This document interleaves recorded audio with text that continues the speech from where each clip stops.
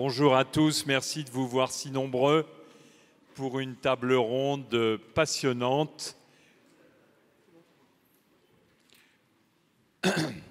La médecine est devenue si performante qu'elle est susceptible de pouvoir non seulement soigner les corps, mais aussi, d'une certaine manière, les améliorer. C'est l'objet de cette table ronde où nous avons réuni un certain nombre de personnes qui ont l'avantage de pouvoir nous faire avancer sur la question posée: faut-il que la médecine fût réservée exclusivement aux soins des maladies, ou faut-il accepter que d'une certaine manière la médecine devienne une médecine de convenance? Le sujet n'est pas simple et nous allons tenter de le déplisser devant vous avec des avis qui sont peut-être complémentaires, peut-être opposés, mais c'est dans la différence que naît la lumière pour nous tous. Nous avons invité pour cette table ronde Jean Leonetti, ancien ministre, ancien député ou député, plus, mais surtout maire d'Antibes-Juan-les-Pins et connu pour avoir consacré beaucoup de son temps à la loi sur la fin de vie, aux 2 lois sur la fin de vie. Catherine Rongière, spécialiste d'aide médicale à la procréation, qui abordera la partie de cette question sur la reproduction humaine. Grégoire Moutel, que vous êtes habitué à voir, qui est médecin, mais aussi qui dirige l'espace éthique dans l'ouest de la France et qui est un de nos habitués pratiquement de tous les forums. Il n'en a pratiquement manqué aucun. Et enfin, Catherine Bruand-Rodier, qui est chef de service du service de chirurgie plastique et reconstructive à Strasbourg au CHU et qui abordera pour vous la partie chirurgie plastique qui fait évidemment partie de ce sujet. Mais rassurez-vous, on parlera aussi du Viagra et des différentes améliorations que l'on peut apporter au fonctionnement du corps humain. Je donne la parole en premier, à tout seigneur, tout honneur, à Jean Leonetti pour cadrer le sujet. Jean, tu as la parole. Merci Israël. Merci à vous tous et à vous toutes. Sur des sujets comme le sujet qui est évoqué, on a toujours les choix simples, qui est l'antagonisme stérile. C'est-à-dire, on dit, vous êtes blanc ou noir, vous êtes pour le soin ou pour la convenance. Et puis, on s'aperçoit très vite, comme dans tout débat éthique, qu'il y a un doute, une interrogation et des zones frontières, ces zones grises qu'il faut explorer et qui éclairent à la fois la problématique et qui éclairent en même temps les 2 sujets ou les 2 objets qui peuvent s'antagoniser. L'éthique, c'est quand même un conflit de valeurs. Et la République, c'est un conflit de valeurs. La République, c'est un conflit de valeurs parce que quand on met sur un fronton liberté, égalité, fraternité, chacun de nous sait que trop de liberté tue la fraternité et l'égalité, et inversement, trop d'égalité tue la liberté. Et donc, comment trouver cet équilibre juste? D'abord, si on se pose la question, à quoi ça sert la médecine? Bien, si on regarde les définitions internationales, ça sert à sauver la vie, prolonger la vie et améliorer la qualité de la vie. Déjà, ça ne nous arrange pas, ou ça nous arrange, parce qu'il y a déjà les 2 objectifs. Ensuite, on pourrait se dire, au fond, l'éthique, c'est un débat, le plus souvent, entre une éthique de l'autonomie et une éthique de la vulnérabilité. Je m'en explique. L'éthique de l'autonomie, c'est l'individu. Il dit, c'est mon choix. Voilà. Et ce choix individuel, regardez bien, toutes les démocraties, elles évoluent, et en particulier la démocratie française et la République française, depuis la fin de la dernière guerre, toutes les lois sont des lois qui augmentent la liberté individuelle. Donc ça veut dire que la liberté individuelle, l'autonomie, c'est une marque très forte de l'évolution et de l'aboutissement des démocraties. Et de l'autre côté, vous avez la vulnérabilité, la fragilité. Cette fragilité, elle permet de temps en temps à dire « c'était ton choix et je vais contre ton choix ». C'est celui qui arrive dans un hôpital et qui vient de tenter de mettre fin à ses jours, eh bien on le réanime. On le réanime parce que collectivement on dit je vais te donner une nouvelle chance à te redonner goût à la vie et donc je vais sauver ta vie contre ton avis. Donc si vous posez la médecine sur ce sujet, vous trouvez que vous avez, est-ce que la médecine c'est fait pour atténuer ou supprimer les souffrances et les anomalies, ou est-ce que c'est fait pour répondre à tous les désirs? Et évidemment, quand je dis ça, j'explore un champ immense du côté du désir, parce que le désir, il n'est pas limité, et j'ai du mal à dire qu'est-ce que c'est que la norme. Est-ce que la norme, c'est d'avoir une érection qui dure 6 heures jusqu'à 95 ans? Après tout, on peut se poser la question. Et si c'est un désir, pourquoi n'y répondrais-je pas si j'ai la capacité d'y répondre? Et derrière ça, il y a un problème de société. Problème de société qui est le problème de toutes les sociétés. J'ai des normes collectives et j'ai un désir individuel. Et donc, comment je fais pour préserver à la fois le collectif et donc des normes, des limites qui sont les limites, par exemple, des valeurs démocratiques ou des valeurs de la République, et à l'intérieur, un espace de liberté pour que chacun puisse vivre sa vie. Et donc, oui, il y a un débat. Est-ce que nous sommes dans une société des individus, comme elle a été décrite par certains, ou est-ce que nous sommes dans une société des valeurs? Attention, réfléchissons à ce que l'on disait. La société dite des valeurs immuables, c'est souvent des sociétés tribales dans lesquelles, et il y a les sociétés primitives, il n'y a pas de place, pas de marge pour les décisions individuelles. Tout est réglé et tout est organisé. Enfin, si on regarde sur le plan du législateur, on se pose aussi une autre question qui est de dire, est-ce que j'ai le droit à, j'ai le droit de, vous avez entendu ça 1000 fois sur les enfants, de l'intérêt de l'enfant, de l'intérêt d'avoir un enfant. Je doute très franchement que chaque fois qu'on fait un enfant, à l'instant même où le début de la procréation s'organise, il y ait dans la tête des deux personnes qui sont en face à face la capacité d'avoir un désir d'enfant.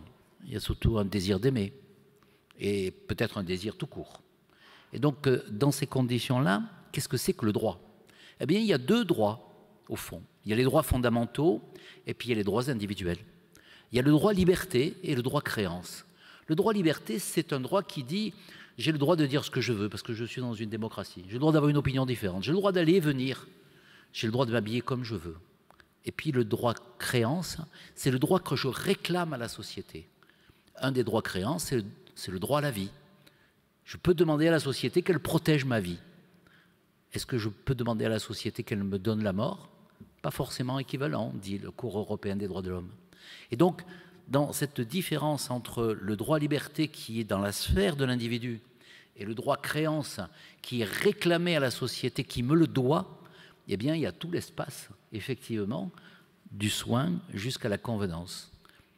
Rappelez-vous aussi quand même qu'on a appelé médecine de confort la péridurale. Est-ce que la péridurale, c'est une médecine de confort? Peut-être que si les hommes avaient accouché, ils auraient trouvé que c'est une médecine de soins et pas une médecine de convenance. Et donc, à la fin, on se pose encore la dernière question de se dire, et qu'est-ce que c'est que... Est-ce que je dois être solidaire de l'individu? L'individu dit, et pardon d'empiéter sur un sujet que je connais très mal, refaites-moi le nez parce qu'il n'est pas dans la convenance habituelle de la société. La société me dit que je ne suis pas beau et il faut me refaire mon nez. D'abord, c'est un choix individuel et remarquez comment dans une société ouverte, le choix individuel est souvent imposé par le collectif ou par l'idée que l'on se fait de l'esthétique, du désir, de la réponse au désir. Mais est-ce que je dois rembourser ou pas? Est-ce que je suis solidaire de la beauté du nez de Cléopâtre? C'est une bonne question. Peut-être d'ailleurs que Cléopâtre, si elle avait connu la chirurgie esthétique, aurait peut-être été moins séduisante et elle n'aurait pas réussi à séduire à la fois César et Marc Aurèle, parce que peut-être que la beauté, ou la séduction, c'est peut-être pas uniquement la longueur du nez. Et donc sur l'ensemble de ces sujets, moi je vous invite à regarder et à explorer cette zone grise, qui n'est pas une zone tranchée, qui n'est pas une zone binaire. Le soin, c'est prendre soin. C'est le care, c'est pas le cure. C'est assez facile de dire, il y a une fracture et je la répare. Mais comment je prends soin de toi? Et comment je prends soin de toi sans éveiller dans ta vulnérabilité, ton autonomie, pour faire en sorte que j'y réponde? Et voilà quelques petites questions que j'espère nous allons débattre avec intérêt, avec des spécialistes qui, mieux que moi, rentreront dans le vif du sujet et le détail. Jean, mais toi qui es cardiologue, on fait bien du cardio-training pour améliorer des performances d'un sportif. Est-ce que tu es favorable, défavorable à ce que d'une manière ou d'une autre, on améliore les capacités cardiaques d'un individu? Je ne parle pas de celui qui a eu un infarctus, qui est malade et qu'on soigne. Je parle de l'individu sain qui, pour une raison ou pour une autre, a envie d'améliorer ses capacités.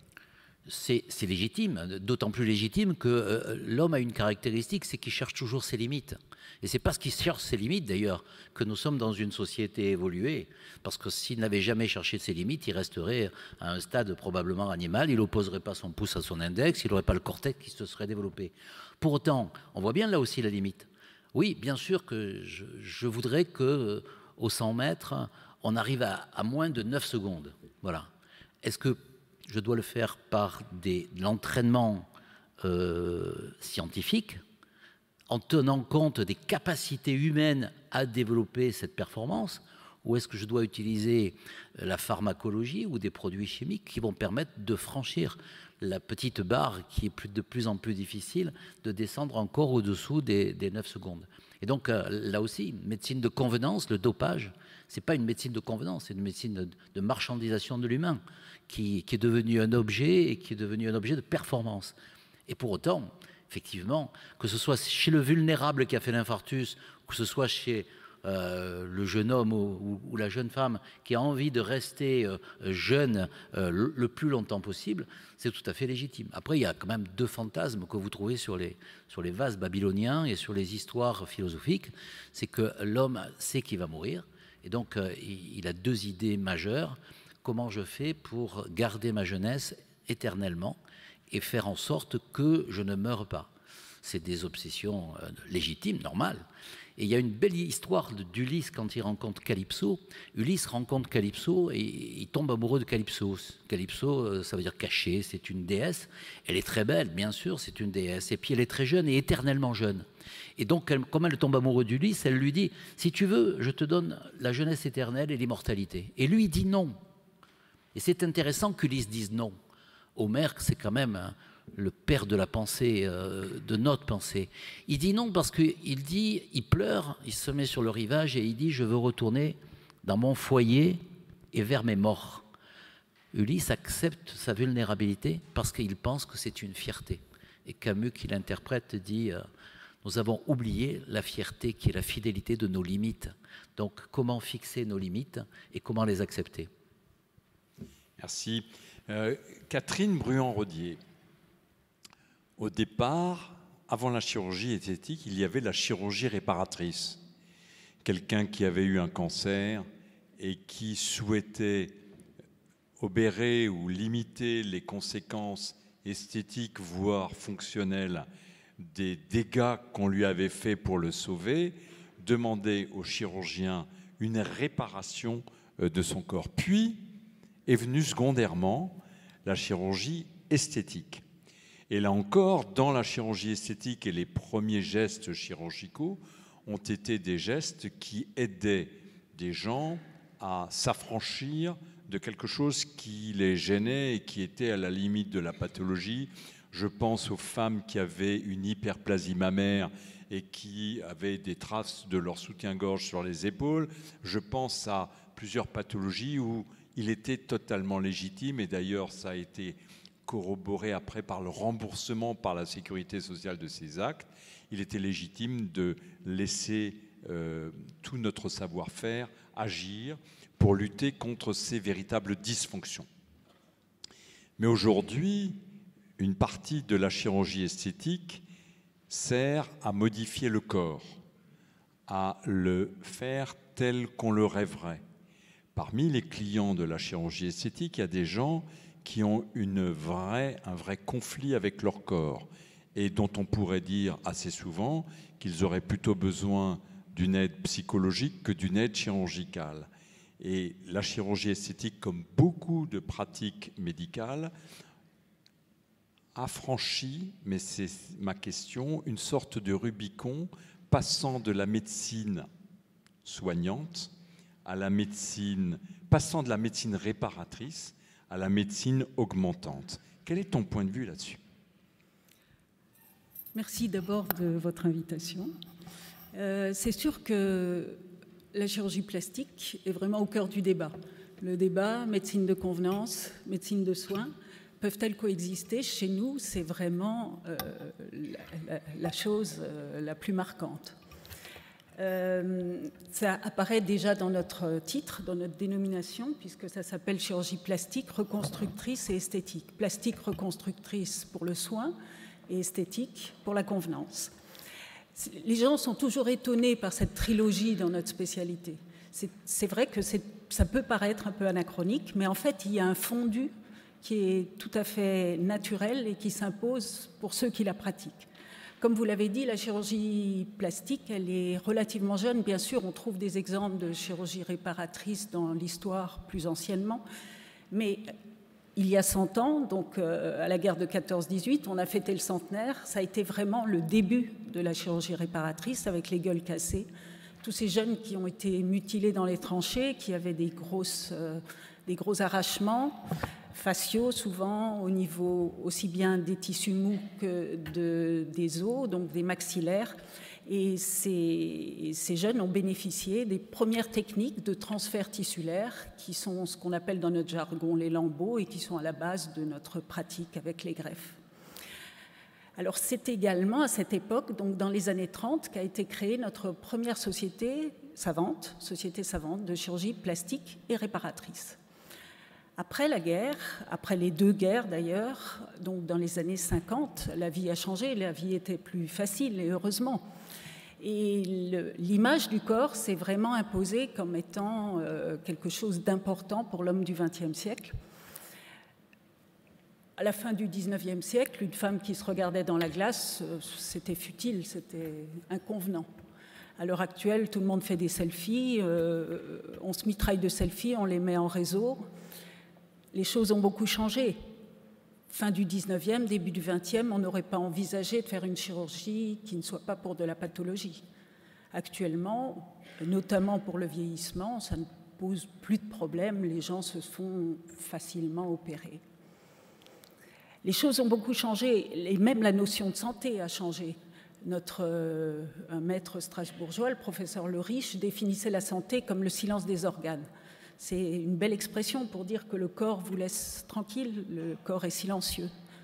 L'OMS, c'était dans les années 30, l'OMS dans les années 50 a donné une définition beaucoup plus subjective de la santé, beaucoup plus vaste, puisque c'est une notion de bien-être, donc c'est subjectif, une notion de bien-être à la fois physique, morale et sociale.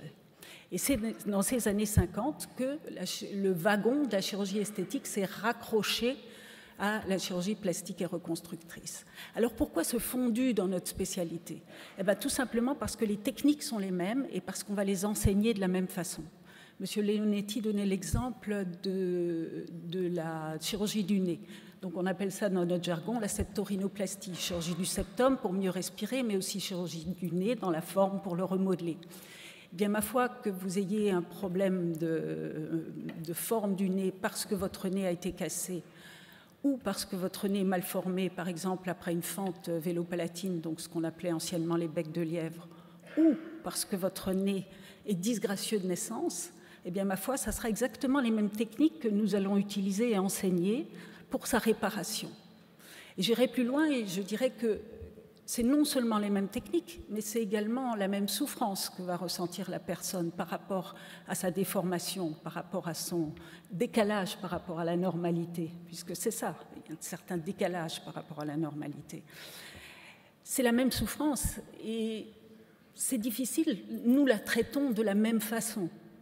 Alors il faut bien faire des différences, vous l'avez dit aussi, il faut faire des différences parce qu'il y a des choses qui vont être remboursées et des choses qui ne vont pas l'être. Donc la caisse primaire, enfin la caisse d'assurance maladie, va se charger de mettre la frontière entre chirurgie plastique et réparatrice qui sera remboursée et chirurgie esthétique qui ne le sera pas. Par exemple, passons dans la chirurgie du sein. Vous avez un tout petit sein, un sein pratiquement inexistant d'un côté, vous avez un sein normal de l'autre, on va considérer que c'est une asymétrie, que c'est de la malformation, vous serez remboursé. Si vous avez deux seins inexistants, on va dire c'est une hypotrophie, c'est de l'esthétique, vous ne serez pas remboursé. Pourtant, la souffrance est la même. Dans l'hypertrophie mammaire, le trop gros sein, ça génère des troubles de la statique, des troubles cutanés, donc on considère que c'est fonctionnel, ça va être remboursé. Mais où va-t-on mettre la frontière? Alors la Sécu a mis la frontière à 300 grammes de résection par côté. Ça a le mérite d'être clair, mais ce n'est pas juste. Parce que pour une femme grande, mince, 1m70, 50 kg, 300 grammes, c'est énorme, c'est au moins 3 tailles de bonnet. Pour une femme de 1m60, 85 kg, 300 grammes, ce n'est pas grand-chose, c'est une taille de bonnet. Donc je ne fais pas du tout le procès à la caisse, au contraire. Je veux juste souligner à quel point c'est difficile de mettre le curseur, ou mettre le curseur dans des choses qui sont finalement si fondues. Quoi qu'il en soit, nous, dans notre pratique, la chirurgie, qu'elle soit plastique ou esthétique, c'est toujours basé quand même sur une notion de souffrance, donc une notion de problème de l'image du corps. Alors comment fait-on pour poser nos indications? Il faut, a priori, qu'il y ait un vrai problème, donc ça soit un défaut constaté. On élimine ainsi les dysmorphophobies, qui sont des gens qui font beaucoup de reproches à leur propre corps, alors qu'a priori, ça n'a pas de raison d'être. Il faut qu'on ait une solution chirurgicale adéquate, donc quelque chose à offrir, puisque la chirurgie plastique n'a pas des solutions pour tout, malheureusement. Par exemple, des très gros mollets, vous aurez du mal à proposer quelque chose en chirurgie plastique ou esthétique, il n'y a pas de solution vraiment chirurgicale. Il faut que cette solution chirurgicale soit à même d'apporter satisfaction à la patiente. Parce qu'il y a des patientes où on se rend bien compte que la demande est changeante, la demande est multiple, elles reprochent un peu tout et n'importe quoi à leur corps. Et en corrigeant un seul élément, vous n'obtiendrez pas satisfaction. Donc pour nous, ce ne sont pas des bonnes indications. Et enfin, il faut absolument veiller à la balance bénéfice-risque, qui est vraiment la chose importante en médecine, et je le souligne, nous sommes bien en médecine. Il est hors de question de proposer des choses extrêmement dangereuses à des gens fragiles pour des problèmes qui sont, ma foi, pas de la pathologie et de l'esthétique pure. Voilà, donc la chirurgie esthétique a une démarche qui est éminemment médicale et elle est enseignée comme telle dans nos universités.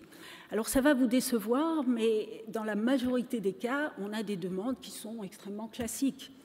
Les gens viennent avec un défaut, des gens souvent équilibrés qui viennent avec un défaut vraiment avéré que l'on va traiter et ils vont en être améliorés psychologiquement. Alors bien sûr, on pourrait débattre plus largement, comme vous l'avez dit. On pourrait passer au-delà de ça, c'est-à-dire une chirurgie esthétique où le message n'est pas thérapeutique. Et c'est par exemple le cas de Orlan, cette femme qui s'est fait poser des implants faciaux, donc qui a mis en scène sa chirurgie esthétique pour un message artistique. On peut se demander, est-ce qu'on est en droit de faire de ce que l'on veut avec son propre organisme, avec son propre corps, et le considérer comme une page blanche et délivrer un message, qu'il soit philosophique, social, artistique. Je crois que ça sort un petit peu du débat actuel et de toute façon, ça sort également tout court de la médecine. Voilà. Alors, est-ce que ce n'est pas influencé tout de même par la société qui nous impose des normes? Je dis ça parce qu'étant gynécologue, je vois des petites jeunes de 15 ans arriver avec leur mère parce que leur vulve ne leur convient pas. Et la mère fait comme ça de loin pour me dire qu'il ne faut pas écouter sa demande de réparation de sa vulve. Et la petite me dit, ben, ne me dites pas que ma vulve est normale, hein, parce que j'en ai vu tout plein sur les films. Et donc, est-ce qu'il n'y a pas une influence normative sur le corps de notre société qui risquerait de faire que ta relative quiétude actuelle disparaisse? C'est possible. En tout cas, pour la chirurgie esthétique vulvaire, effectivement, il y a plus de demandes. Et ça vient probablement des photos, parce qu'elles se prennent en photo et elles regardent les photos. On reste relativement raisonnable dans les choses, dans les corrections, surtout chez les très jeunes filles, bien sûr, avant la majorité. Même pour ce qui est des corrections mammaires, on reste très, très modéré chez la très jeune fille. Mais c'est sûr que... Peut-on disposer de son corps, en faire ce que l'on voulait, ce que l'on veut? Ça a été un message féministe dans les années 70. Et maintenant, on observe presque un petit retour en arrière en disant « je résiste aux médias, j'ai un certain... c'est de mon honneur de résister aux médias et de faire avec mon corps en utilisant peut-être des méthodes un peu plus souples. » Et notamment dans la chirurgie faciale, dans la chirurgie du vieillissement, il y a quand même un recul un petit peu du lifting par rapport aux produits d'injection qui sont moins agressifs. Donc je ne sais pas si tout est en avancée, c'est peut-être en avancée sur certains domaines, peut-être des phénomènes de mode. Puis-je faire de mon corps ce que je veux? C'est la question que nous nous posons toute la semaine. Et dans le domaine de la reproduction, on est confronté, et de plus en plus souvent, à « c'est mon corps, j'ai le droit d'en faire ce que je veux ». J'ai demandé une ligature de trompe et désormais j'ai trouvé un nouveau compagnon et je veux nouveau des enfants et faites-moi une fécondation in vitro. Très ressemblant à ce qui se passerait dans le domaine des biens et sur le marché, si j'ose dire, où on pourrait demander à la médecine de faire marche avant, marche arrière, ligature-moi les trompes, déligature-les-moi, religature-les-moi, ce qui nous est arrivé. Et donc, Catherine Rongière, en PMA, tu vois monter une demande qui n'est plus une demande médicale, mais une demande de convenance. Comment tu analyses les choses et comment tu y réagis? Merci de me donner la parole. Je suis responsable du centre d'AMP, donc je fais effectivement beaucoup d'assistance médicale à la procréation, mais je suis aussi gynécologue obstétricienne de formation, et je le suis encore. Et en fait, la gynécologie obstétrique en général est quand même une profession où on s'occupe de patientes qui n'ont pas forcément de maladie. Je veux dire, qui viennent pour un contrôle, qui viennent pour une prise en charge, une prévention éventuellement. Et les femmes enceintes, on n'arrête pas de dire qu'elles ne sont pas malades, elles sont enceintes. Donc on est quand même dans une profession qui est déjà en soi un peu limite en permanence. Et donc par rapport à la contraception, on peut se poser la question, est-ce que de vouloir ou de ne pas vouloir un enfant, c'est une maladie? Est-ce que de vouloir donc faire une ligature de trompe, c'est une médecine de convenance ou un traitement médical sur une situation particulière? Donc c'est en permanence ces questions, avec le droit de changer d'avis aussi, et de décider en janvier de faire une ligature de trompe et de revenir en octobre parce que finalement on a décidé d'avoir un autre enfant. Donc ça, c'est des choses qu'on a absolument tous les jours. Le traitement hormonal substitutif, la ménopause, c'est quelque chose de naturel. Le fait de les prendre en charge, ça améliore la qualité de vie. Donc c'est vraiment quelque chose de médical.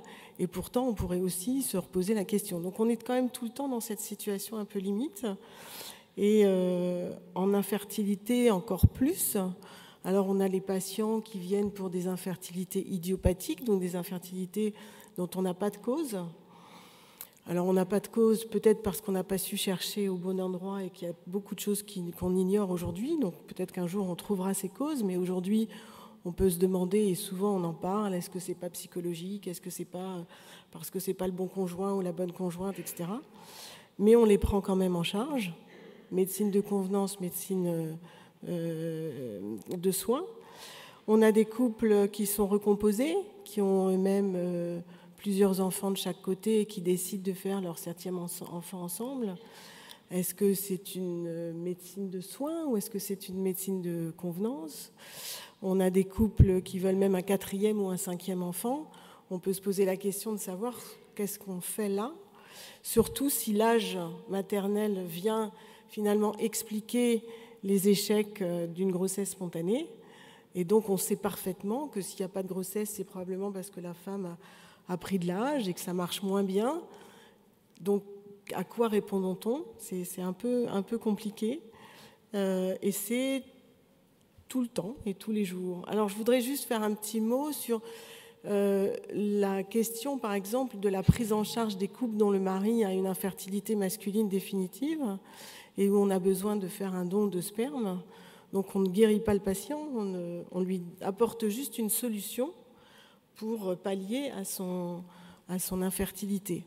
Et je dis ça à dessein parce que je reprends en fait la possibilité aujourd'hui de prendre des couples homosexuels féminines pour lesquels finalement leur situation est strictement la même, c'est-à-dire qu'elles n'ont pas de spermatozoïdes. Et c'est aussi dans cette situation-là qu'elles se sont dit, si ces couples hétérosexuels peuvent bénéficier d'un don de sperme, pourquoi nous, qui sommes finalement dans la même situation, ne pourrions-nous pas en bénéficier? Donc on est comme ça dans une situation où même la prise en charge des couples et des patientes, des femmes en couple, médecine de convenance, médecine de soins, question aussi à se poser. Donc finalement, on est en permanence dans cette situation-là. En obstétrique, par exemple, il y a des patientes qui souhaitent une césarienne de convenance parce qu'elles ont peur d'accoucher par voie basse. Alors ce qui est intéressant, c'est de savoir quelles sont la cause ou les causes de leur peur.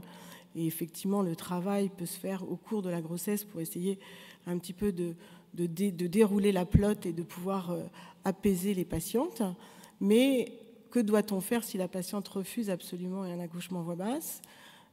Comment la prendre en charge? Ou à l'inverse, refuse une césarienne qui est nécessaire? Donc on est dans une situation en permanence avec une réponse qui n'est pas forcément de soins ou de convenance, mais qui pourtant rend compte de ce dont vous avez parlé, la qualité de vie, le besoin d'avoir une santé, mais au-delà de la santé physique, d'une santé mentale, psychique, de fonder une famille. Et qui va pouvoir donner cette limite entre un enfant, 2 enfants, 3 enfants, 4 enfants? Tout ça aussi parce que les soins en France sont quand même pris en charge quasiment complètement par la sécurité sociale. Et parler de médecine de convenance, est-ce qu'on se poserait la question, je ne sais pas moi, aux États-Unis, où finalement les patients payent finalement leurs soins et décident de ce qu'ils veulent faire, alors qu'en France, si vous avez un couple recomposé qui décide de venir faire un 7e enfant, ben ce 7e enfant, il sera pris en charge par la société, puisqu'il sera pris totalement en charge par l'assistance médicale à la procréation, qui fait partie d'une prise en charge complète. Donc je pense que cette question, elle tourne autour aussi de ce côté économique, je dirais, de la prise en charge en médecine. Est-ce qu'on prend en charge que la médecine de soins? Est-ce qu'on prend en charge la médecine de convenance? Et la limite se situe où? Je trouve ça extrêmement difficile. Donc je vous ai plus donné des questions que des réponses à cette problématique. Si j'entends bien, tu penses que le fait qu'il y ait des actes médicaux gratuits complexifie l'analyse de notre problème. Est-ce que si chacun devait mettre la main à la poche, peu ou prou, pour certains actes médicaux, est-ce que la question de la limite entre médecine de soins et médecine de convenance s'estomperait ou est-ce qu'on ne la verrait pas tout simplement? On la modifierait certainement. Je pense qu'on a des demandes aujourd'hui, par exemple, de reprise en fécondation in vitro chez des patients dont on sait que les chances de réussite sont nulles ou très faibles, qui à mon avis n'existeraient plus si la patiente devait payer de la stimulation. Peut-être que même le 7e enfant ne serait plus de cours, ou le 4e d'un couple qui en a déjà 3. Donc à mon avis, ça changerait la donne. Et à l'inverse, si le patient est prêt à mettre la main à la pâte pour faire ce 4e enfant, les choses seraient peut-être interprétées par les médecins différemment. Donc là, je pense que ça modifierait les choses. Par contre, ça aura aussi son côté probablement pervers avec des demandes qui, parce que les couples payent ou parce que la patiente décide à ce moment-là, est-ce qu'on a le droit de refuser ou d'accepter par rapport à une éthique personnelle. Donc je pense que ça peut avoir des avantages, mais ça aura forcément des mauvais côtés. Grégoire Moutel, ton analyse de la situation nous intéresse tous et nous attendons de voir comment l'éthicien et celui qui a une grande expérience de tous les problèmes éthiques analyse par exemple le recours à des médicaments en matière de sexualité pour un diabétique qui a des troubles de l'érection à cause de son diabète, ou pour quelqu'un qui n'est pas diabétique mais qui aimerait bien avoir des performances sexuelles améliorées. Comment faire la part des choses entre la place et les limites de l'interdit à l'heure où la mobilité des patients à travers les frontières, est-ce qu'elle est... Grégoire, nous t'écoutons. Merci Israël et merci à tous de votre présence. En écoutant Jean Leonetti, je dirais, sans le paraphraser parce que j'en ai pas le talent, que la question qui nous est posée, c'est quand même celle de l'autonomie et du vivre ensemble. À l'heure où on parle, je pense que c'est éminemment une question politique, puisqu'on voit bien les revendications de notre société, tout assez contradictoires. Plus d'autonomie, moins de régulation, et d'un autre côté, plus de régulation par rapport à des solidarités essentielles. Je pense qu'il ne faut pas s'abstraire de ce débat-là par rapport aux questions qu'on pose, parce que, incontestablement, l'environnement est paradoxal. Si vous interrogez le terme de convenance, on peut s'amuser beaucoup, parce qu'on ne l'a pas défini, je pense que ce n'est pas l'objet de cette table ronde, mais la convenance, ça peut être ce qui me convient à moi-même dans une dimension purement individuelle. Mais très rapidement, ça peut être aussi ce qui convient à la société, dans une conformité, dans une mise aux normes. Donc je suis assez d'accord avec l'idée selon laquelle la demande individuelle serait imprégnée par l'approche collective. Il faut y être sensible, puisque je ne suis pas sûr qu'on soit non plus dans la société de l'hypertolérance qu'on souhaiterait prôner à certains endroits, alors que dans le même temps, le handicap, le dysmorphisme, l'intégration du plus vulnérable ne sont pas peut-être l'apanage si affiché que ça de notre République aujourd'hui. Donc, je pense que c'est un premier regard. Interrogeons-nous sur ce qu'est la convenance. Moi aussi, je pose des questions et je n'ai pas la prétention d'y répondre. Si vous faites un petit parcours par chez Zola, vous vous rappelez qu'il y avait le mariage par convenance. Le mariage par convenance, il a un intérêt souvent matériel, financier, la transmission du nom, et on l'a opposé souvent au mariage par amour. Donc si je me mets à opposer convenance et amour, vous voyez qu'on est dans un schéma assez différent. Et on aura tendance à stigmatiser négativement la convenance. Si à l'encontre, je me positionne en me disant, dans une approche plus hédoniste, que la convenance, c'est remplir mes besoins singuliers, mes aspirations profondes, ma façon de concevoir ma vie avec tous les possibles qui me seraient offerts, eh bien, c'est une autre dimension que je prendrais plutôt comme positive.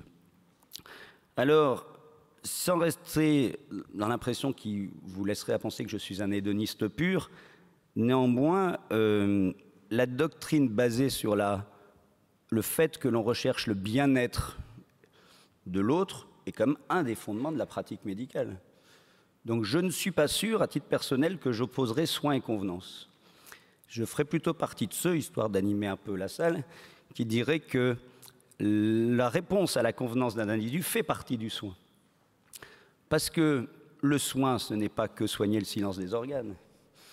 C'est aussi s'intéresser à la qualité de vie, à la prévention au travail, au non-harcèlement des femmes victimes de violences. Donc on voit bien que la notion de soin, rapidement, ne va pas se cantonner à l'approche dite traditionnelle de la médecine. J'ai aimé votre incantation à Le Riche, mais Le Riche serait, malgré tout le grand respect que j'aurais pour lui, un peu désuet aujourd'hui, me semble-t-il. Alors moi, une médecine qui parlerait d'amitié, de tendresse, d'amélioration de l'acquisition des savoirs, de défense et d'amélioration de la performance, et ceci fait sans aucun jeu de mots, la question du lit sur la question de la sexualité. Mais en fait, c'est aussi une médecine qui répond à des attentes quotidiennes. Alors Jérémy Bentham vous aurait dit, dans une approche très utilitariste, dans une éthique sociale, que finalement, je prescris, pour peu que je sois médecin, pour agir pour le bien collectif. Mais il y rajoute, le bien collectif, c'est la somme des biens individuels, donc des bien-être individuels. Alors, je vais me recentrer un peu sur la problématique du médecin, parce que, Israël l'a dit gentiment, je crois que le seul petit domaine qui est le mien, c'est celui de rapporter à l'éthique médicale. Mais mes collègues autour de la table l'ont fait aussi. La vraie question, c'est qui décide? Alors, Jean Leonetti me dirait, on pourrait dire que c'est la loi, mais la loi ne répondra jamais à l'ensemble de ces questions aussi intimes, et on ne va pas faire, voilà, on va dire, des lois à loisir sur chacun de ces cas particuliers. Donc, qui va nous interroger et qui va nous poser la question de la légitimité de ces besoins? C'est certainement une vraie question pour demain. Médecine de consommation ou médecine restant régulée par des cadres académiques qu'on apprend à nos étudiants en faculté de médecine en disant nous avons des règles de bonne pratique, mais qui chavirent tous les jours. Tous les jours, elles chavirent, ces règles de bonne pratique. Autre point important, je pense qu'il faut dire aux patients, et ça c'est notre responsabilité de soignants, que la notion de risque n'est pas absente. Ça a été dit par ma collègue.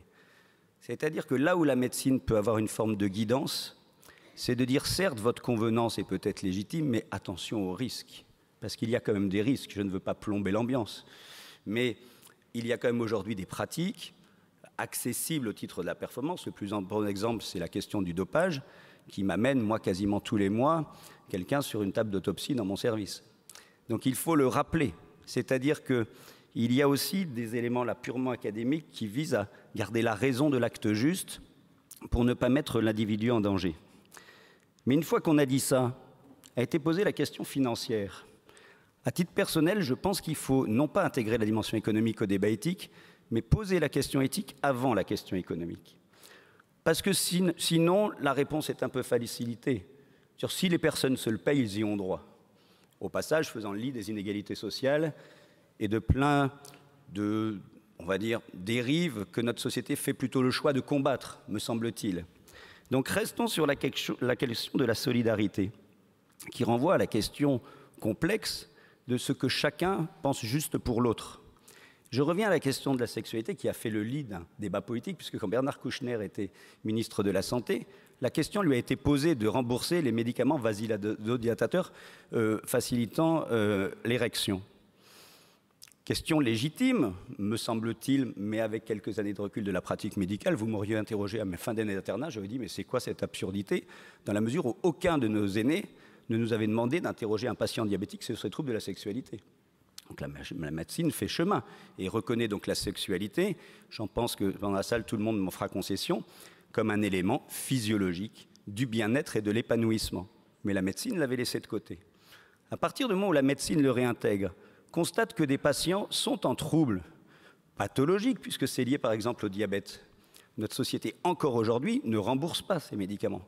Preuve bien qu'on est aussi aux confins de tabous, de demandes non clarifiées, de transparence de débat collectif. On n'a pas forcément encore fait le chemin de tout ce qu'on jugeait essentiel pour le bien-être d'un individu. Alors, il y a pu y avoir le droit au logement, le droit à l'alimentation, le droit à la santé, mais droit à la santé, laquelle? On ne l'a pas complètement défini. Et pour les années à venir, ceci fera certainement partie du champ démocratique à explorer. Donc, revenons à cette question du Comité national d'éthique interrogé par Bernard Kouchner. De mon point de vue, et on peut se permettre de temps en temps de nourrir un peu de débat politique, pour moi, le principe du politique est de décider et de trancher. Raison pour laquelle il est élu. Ça fait un peu écho aujourd'hui à un certain débat de rue. Mais il n'empêche que c'est la légitimité démocratique. Si vous avez un ministre de la Santé qui dit « je demande un avis au Comité national d'éthique », on aurait pu penser qu'il vous transmette la responsabilité de la décision au Comité national d'éthique, qui fort habilement lui a répondu ce que je suis en train de vous dire. C'est une médecine du bien-être. La médicalisation de la sexualité revient à une réflexion sur le normal et pathologique que le politique doit trancher, ajoutant même que en l'occurrence ces médicaments, et je trouve que c'est une belle formule, sont des médicaments de la vie relationnelle. Voilà, autre exemple, l'hormone de croissance, que je vous livre comme ça, a priori avec un discours d'ancien interniste endocrinologue. Les enfants de petite taille liés à un déficit d'hormones de croissance doivent-ils être éligibles à un traitement qui va leur permettre d'atteindre une taille cible honorable à l'âge adulte? Tous autour de dans la salle vont dire mais si on peut le faire, faisons-le. Au passage, niant tout le débat qu'on devrait avoir sur l'acceptabilité du handicap dans notre société et sur cette espèce d'hypocrisie qui rejoint la procréation médicalement assistée. Oui, nous avons le droit à avoir un enfant normal, mais dans le même temps, il faut accueillir l'enfant en situation de handicap. Donc nous tanguons. Mais une fois que je vous dis c'est quoi la taille cible parentale, dans la salle, combien d'entre vous mesurent, allez, moins d'1m65 ? Êtes-vous malheureux à moins d'1m65 ? Avez-vous raté votre vie ? N'êtes-vous pas tombé amoureux ou amoureuse ? N'avez-vous pas eu vous-même des enfants ? Qui d'ailleurs seront peut-être un peu plus grands ou un peu plus petits. Mais quand cette décision se retrouve sur le bureau de la Haute Autorité de Santé et qu'il faut dire ce traitement est-il éligible ou non, jusqu'à quelle taille cible parentale, et on rejoint le vrai débat que vous posez d'un point de vue éthique, c'est que selon qu'on est une famille où on mesurait tous 1m90 versus ceux où on mesurait tous 1m50, le débat n'est pas le même. La société ne reportera pas le même regard sur ces enfants qui accompagneront les enfants au marché. Et c'est ça qu'on nous demande de trancher, et on nous rajoute une question de prix. Alors on nous dit le prix, c'est 800 € par mois, ce type de traitement. Et il faut trotter les enfants pendant 5 ans. C'est pour ça que je préférais mettre la question du prix un peu de côté. Si on la met première, oulala, 1m65, ça suffit. Et dernier petit point, pour vous alerter, s'il s'agit d'enfants qui ne sont pas en déficit physiologique d'hormones de croissance, donc ils ne sont pas malades au sens académique, mais ils sont historiquement petits, pourquoi n'auraient-ils pas le droit aussi à ce traitement de rattrapage pour les mettre dans une approche de normativité par rapport à leurs autres petits copains d'école? Donc bien sûr, ces sujets-là, vous les connaissez, ils n'ont rien de fondamentalement nouveau, mais finalement, au bout du bout, pour la pratique médicale, il pose ici une dernière question que je vous livre en pâture parce qu'elle me taraude.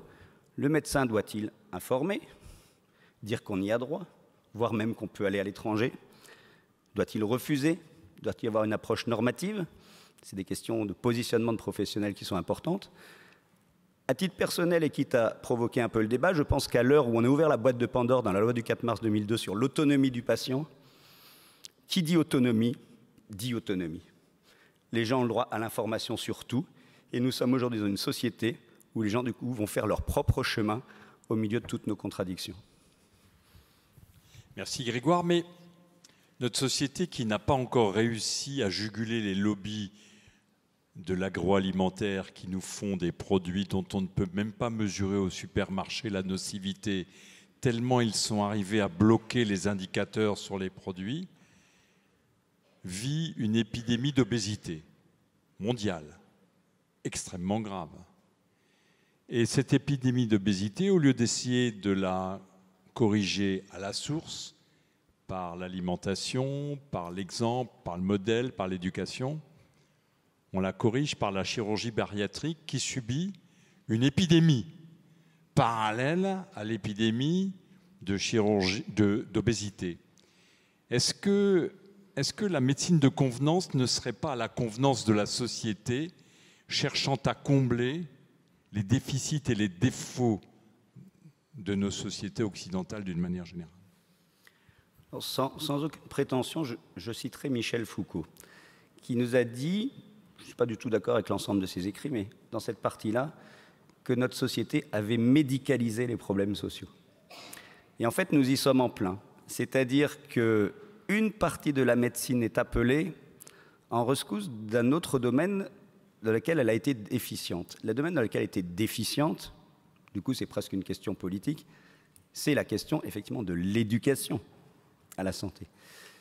En être aujourd'hui à réparer des dommages collatéraux de la malbouffe, des mauvais comportements, est devenu l'apanage de la médecine, d'accord, générant par cela même un second marché tout à fait honorable puisqu'il améliore la vie des patients, hein, la chirurgie bariatrique en est l'exemple, mais on est dans ces paradoxes. Moi, je n'aurais pas d'autres remarques à faire que de souligner ce paradoxe avec un petit bémol, Fré. C'est quand même la question qui a été évoquée de la responsabilité et des droits et des devoirs. Alors ça, c'est polémique en France, mais on se nourrit cette tribune dans un pays anglo-saxon. Moi, j'étais encore avec mes collègues québécois il y a une quinzaine de jours. On marcherait sur la tête parce que depuis tout à l'heure, on n'a pas parlé de bonus et de malus. Et si je vous parlais de bonus et de malus sur votre santé, vous seriez tous dans la rue et il y aurait beaucoup plus de gilets jaunes. Mais nous n'avons pas posé dans notre système la question de la responsabilité. C'est-à-dire, c'est un système open bar.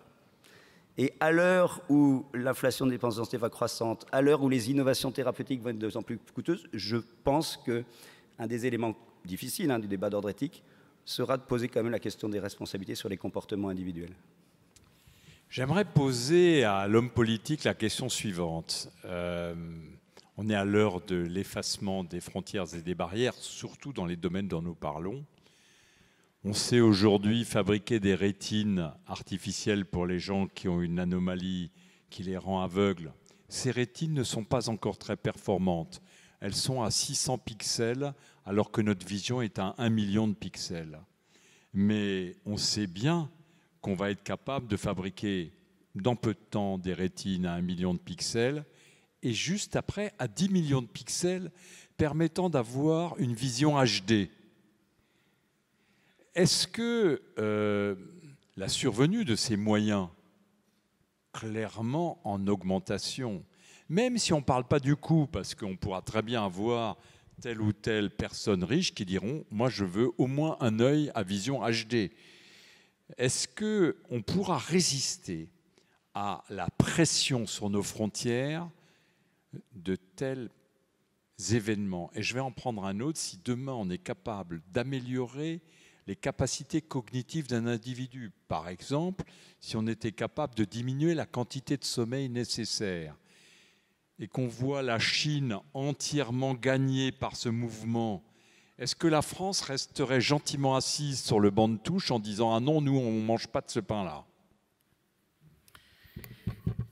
La France ne devrait pas rester sur le banc de touche, mais elle ne devrait pas jouer à ce jeu-là. Pourquoi on se pose la question de la diminution du sommeil sans retentissement sur la performance? Pourquoi on se pose la question d'une vision nocturne bien meilleure et d'une vision bien meilleure chez tout individu? Pour faire la guerre. Donc, ce n'est pas le problème de la connaissance ou de la découverte. La découverte, elle est au fond du cœur des hommes et ils doivent chercher, et il ne doit pas y avoir d'obscurantisme qui empêche la recherche. Pour autant, c'est toujours la même chose. Tout ce qui est possible est-il humainement souhaitable?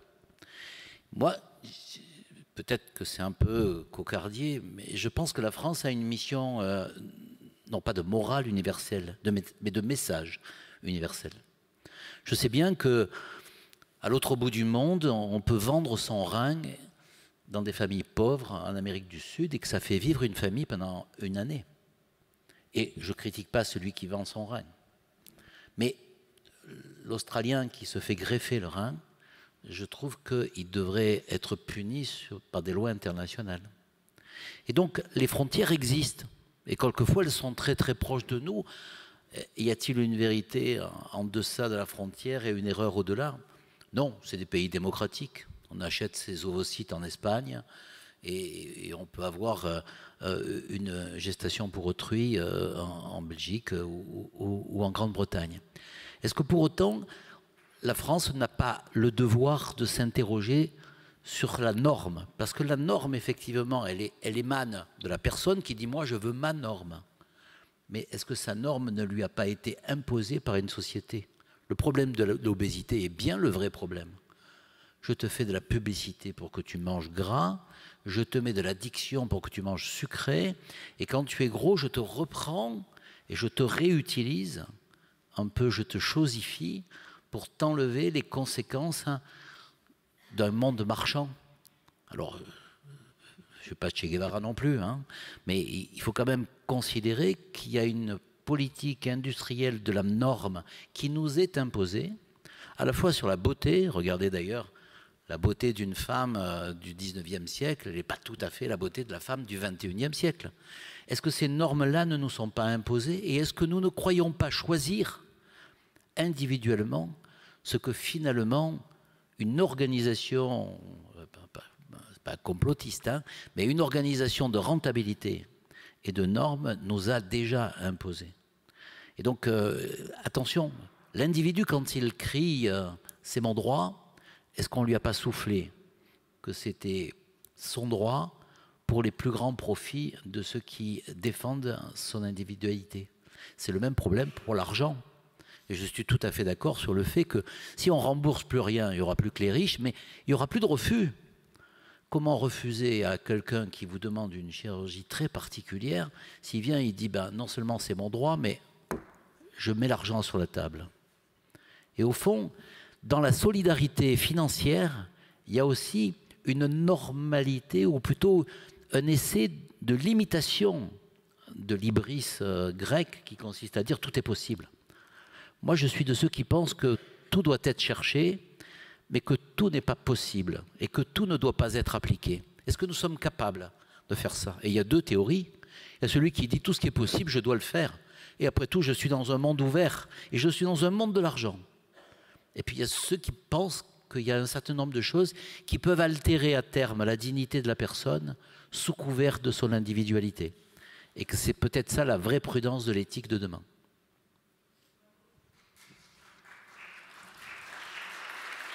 Eh bien, merci. Catherine Bruand-Rodier, on vient de parler de l'argent. Toi, tu es médecin hospitalier et tu n'es pas concerné ou moins concerné par les problèmes de coûts. Et tu nous as dit éduquer bien tes élèves pour que, sortis de l'hôpital, ils puissent rester éthiques dans leurs indications. Or, on voit se multiplier des officines qui pour la chirurgie esthétique du visage, qui pour la chirurgie esthétique du sein, qui pour la chirurgie de l'hymen, demandent des sommes considérables à des victimes de notre société.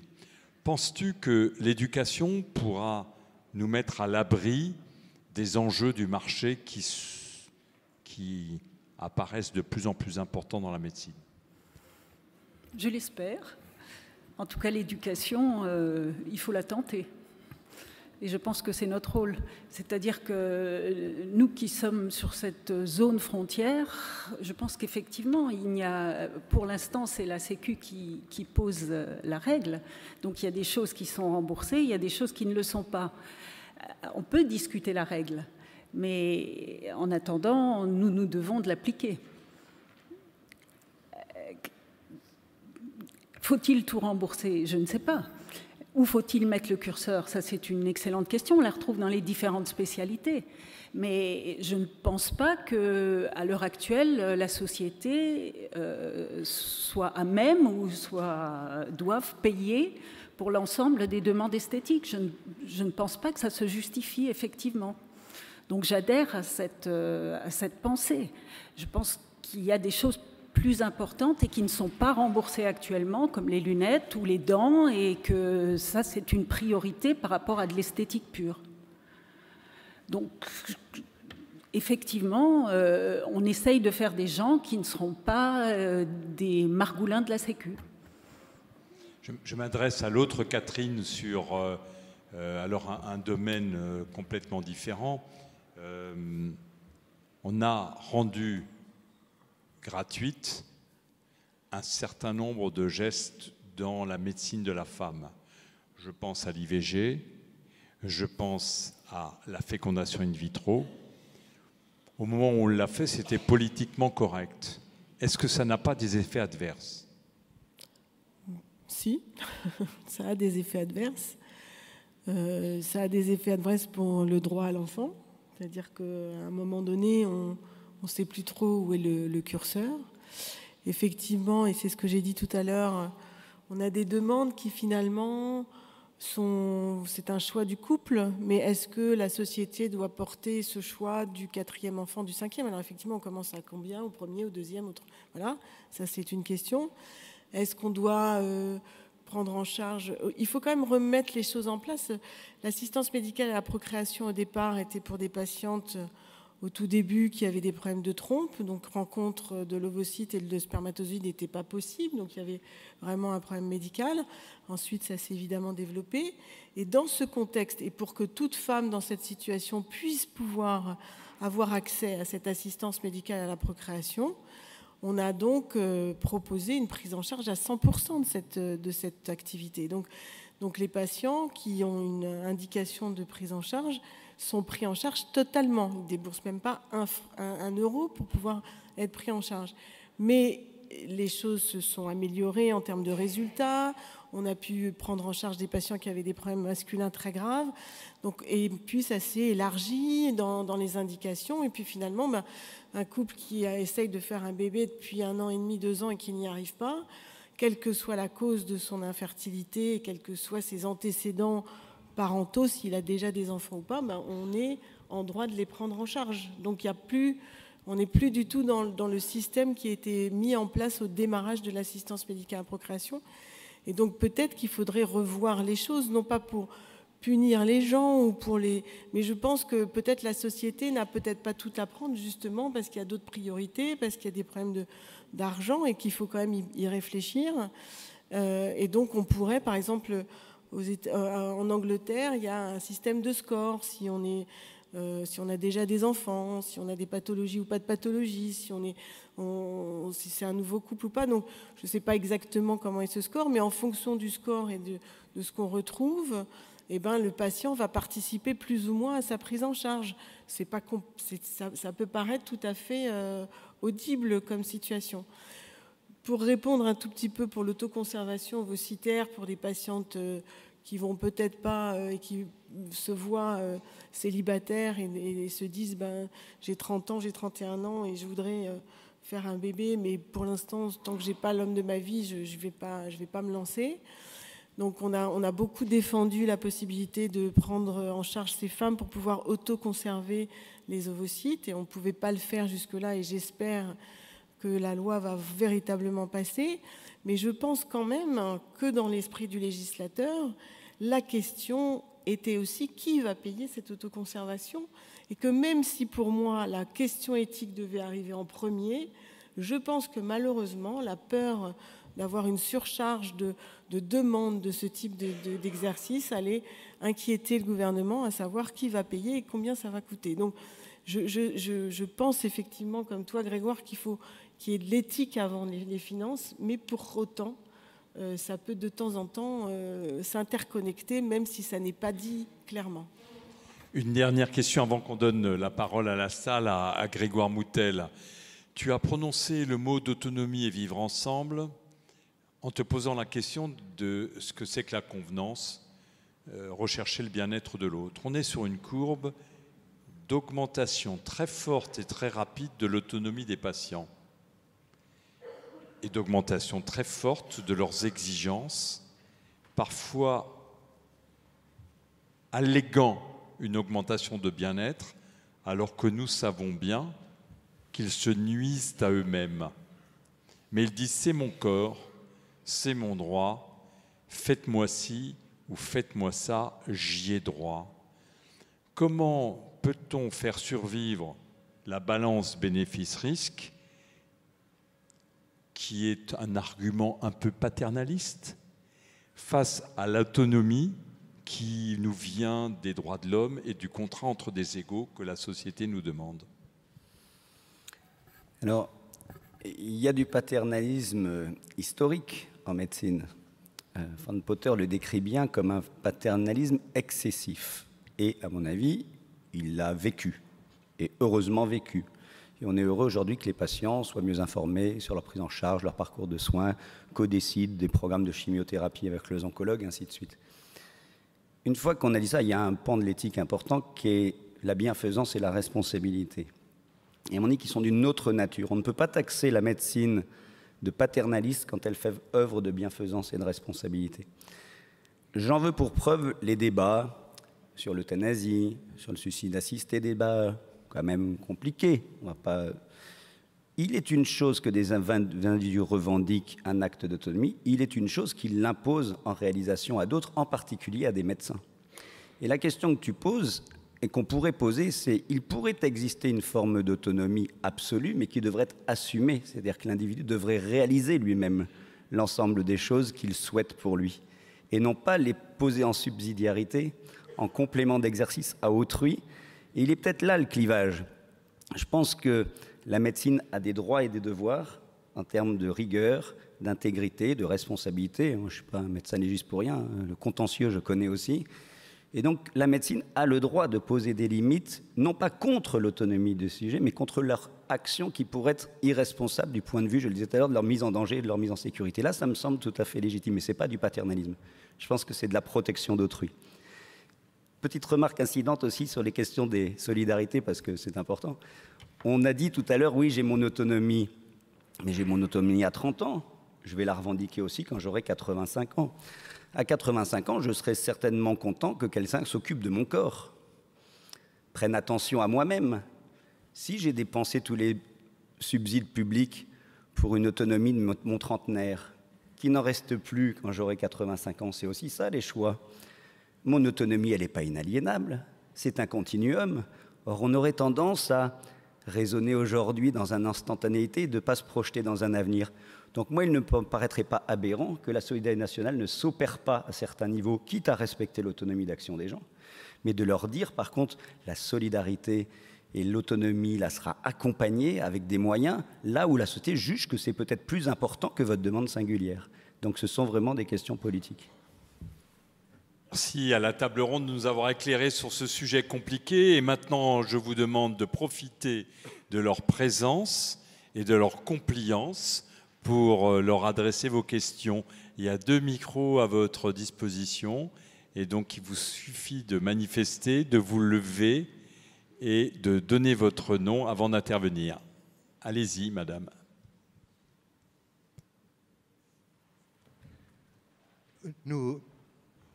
Est-ce que ça fonctionne? Oui. Pardonnez-moi. Nous vivons dans un monde actuellement où le citoyen est un sujet et pas un acteur. C'est le premier problème en France et c'est sans doute pour ça que les Gilets jaunes sont tellement énervés. Le deuxième problème auquel nous avons à faire face et qui est directement dans le thème, c'est que le monde médical est soumis à une pression fantastique qui fait qu'il n'y a pratiquement plus de différence entre la pratique sociale et politique et une certaine pratique médicale, ce qui rend des choses terriblement compliquées.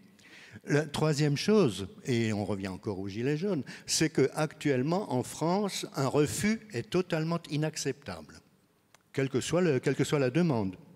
Et donc, les personnes qui pensent vouloir ou avoir besoin de quelque chose n'acceptent pas qu'on le refuse. Alors, médecine de soins, médecine de convenance, moi je pense qu'il faudrait revenir à du basique, qui serait de poser un certain nombre de principes et de gérer les exceptions.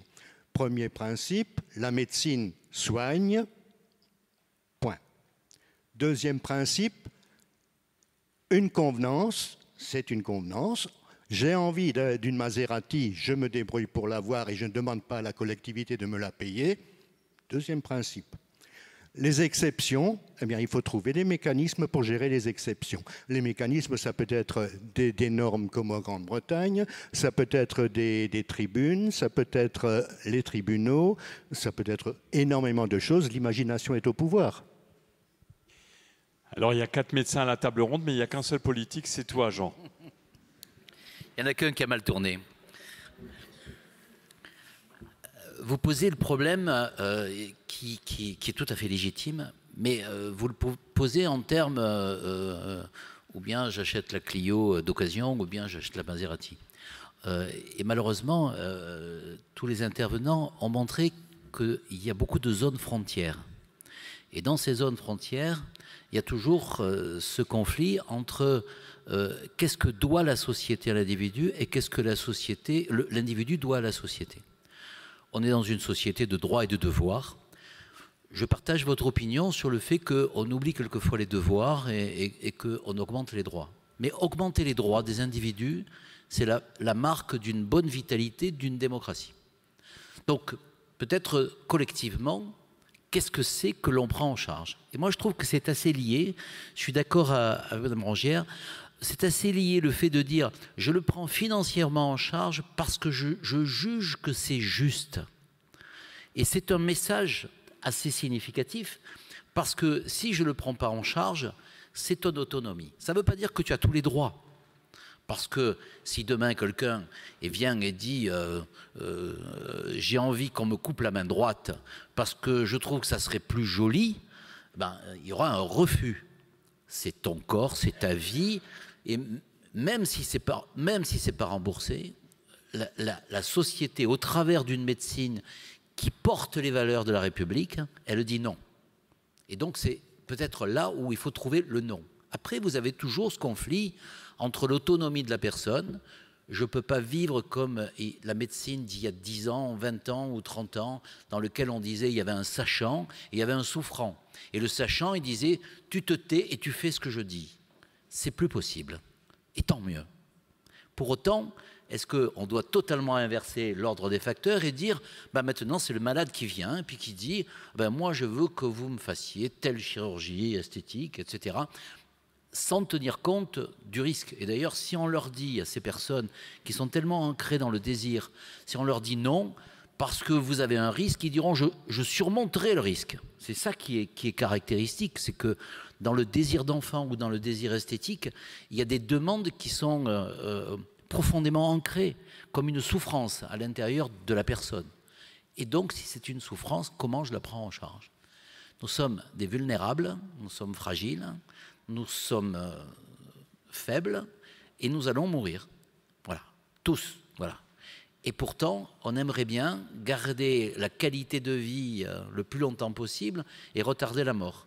La médecine, elle est faite pour ça, mais elle n'est pas faite pour répondre à tous les désirs. Et puis quand même, puisqu'on s'adresse aux politiques, permettez-moi de rappeler quand même qu'aujourd'hui, il y a des progrès fantastiques dans le cancer. L'immunothérapie, la thérapie génique, des choses qui font que des cancers qui mouraient, des cancers métastasés par exemple il y a 20 ans, 30 ans, c'était en semaines et en mois que ça se comptait. Aujourd'hui, c'est en années. Quelqu'un qui était porteur du virus du sida avec un taux de lymphocytes bas, il avait 3 mois à vivre. Aujourd'hui, c'est une maladie chronique. Donc, si on veut continuer dans ces domaines avec des traitements qui vont être de plus en plus chers, il y a un moment où, de toute façon, il va arriver le mur de la réalité. Est-ce que je fais payer le médicament que je prends aujourd'hui à mes petits-enfants? C'est un vrai problème de la société française. Et donc, là aussi, la responsabilité du politique est notre responsabilité collective, parce que le politique, ça n'est jamais qu'une responsabilité collective, c'est de dire non. Non, parce que je dois effectivement, dans ce pays, on a la chance que si vous avez une hépatite et que l'on vous fait le traitement, dernier traitement, on peut vous guérir, alors qu'avant on ne pouvait pas. Mais ce traitement est très cher. Mais vaut-il pas mieux d'avoir des bien portants plutôt que des gens qui traînent des maladies et qui en meurent? Mais la réponse est oui. Si on ne veut pas restreindre le soin et le traitement performants qui sont en train de se créer dans ce pays, et si on veut garder la même solidarité vis-à-vis de celui qui est le plus vulnérable, c'est-à-dire qui a une maladie identifiée et éminemment et potentiellement mortelle, bien, il faudra faire des choix. Et ces choix-là, ils passeront très probablement quand même par un clivage, non pas de solidarité entre nous, mais de solidarité entre notre génération et les générations qui vont venir. Parce que le médicament qui est payé par les petits-enfants, c'est quand même pas une immense solidarité. Je vais me permettre une question. Je vais profiter de ce que tout le monde est quoi pour chercher une situation qui est à la marge, parce que c'est toujours les plus enrichissantes. Oui. Et ma question, elle s'adresse à Grégoire. Il n'y a pas si longtemps, on a découvert qu'un médicament prévenait le sida et il coûte 500 € par mois et permet de se dispenser du préservatif. Mais il est efficace qu'à 99,9%. Ma question est la suivante, parce que dans ce sujet médecine de soins, médecine de convenance, on est aussi là dans que prend en charge la solidarité nationale? Est-ce bien son rôle? d'éviter de porter des préservatifs au prix d'une dépense qui n'est pas nulle, pour le confort d'une petite partie de la population appelée à risque. On est là vraiment aux limites de médecine de soins, médecine de convenance. Il est vrai que si on évite un sida dans l'année dans notre pays, c'est toujours ça de prix. Mais il est vrai aussi que vu du point de vue de tout le reste de la société qui n'a pas les mêmes comportements à risque, cette décision de prendre en charge pour plusieurs dizaines de millions d'euros ce médicament est-elle bien légitime? J'aimerais bien t'entendre. Mais je repartirai sur ce que je disais tout à l'heure. Si on pose la question comme tu la poses, sans faire le lien avec les autres secteurs de la solidarité, comme le faisait Jean Leonetti, on pourrait répondre oui. C'est-à-dire, c'est comme si voilà, l'enveloppe était à l'infini ouverte. Et là, ça participe. Moi, je garde encore les souvenirs de mon grand-père qui me parlait d'éducation citoyenne. L'éducation citoyenne, c'est pas la conduite des élites vers le peuple. C'est que les gens comprennent les enjeux. Nous, autour de cette table, on fréquente les CHU, les universités, on est avertis des choix. Tout le monde ne l'est pas. Mais si demain, ta question, je la traduis en disant, si on rembourse ce médicament, on ne fera pas la 5e enveloppe de solidarité pour le grand âge et les EHPAD se seront moins traités, je pense quand même que nos concitoyens peuvent entendre que ce choix est du coup raisonnable, parce que ce n'est pas moins de solidarité, c'est plus et des solidarités nouvellement consenties avec, on va lâcher le mot, un nouveau contrat social. Ce serait presque, tu as dit qu'il n'y avait pas de politique à la tribune en dehors de Jean Leonetti, mais ça devrait être des sujets de campagne électorale, ces questions-là. Voilà. Vous êtes tous des politiques. Voilà, vous êtes tous des politiques. Non, mais c'est des sujets de campagne électorale. Et là, objectivement, si c'est bien expliqué, mais monsieur l'a dit, il y a encore l'idée selon laquelle le citoyen serait un peu un sujet. Il l'a dit de manière comme ça, à la cantonade, mais c'est une vraie question. C'est-à-dire que comprendre ce que c'est la régulation du prix du médicament, comprendre les stratégies de santé, comprendre toutes ces régulations, alors qu'aujourd'hui, elles ne sont peu partagées avec le public. Je vais être méchant, mais regardez le niveau des débats sur BFM TV. Voilà, comme ça, je me serais fait un ennemi. Mais la question n'est pas là. La question n'est pas là de stigmatiser tel ou tel, mais c'est-à-dire que si on donne aux citoyens à penser les arbitrages en des termes de choix positifs, ce que je viens de dire me semble positif. 500 millions d'euros affectés à un médicament pivotant par rapport à la prévention des rapports sexuels, là où le préservatif devrait être vendu au passage 10 centimes pour tout le monde et pas 1 euro, hein, il y a aussi ça à mettre dans la balance.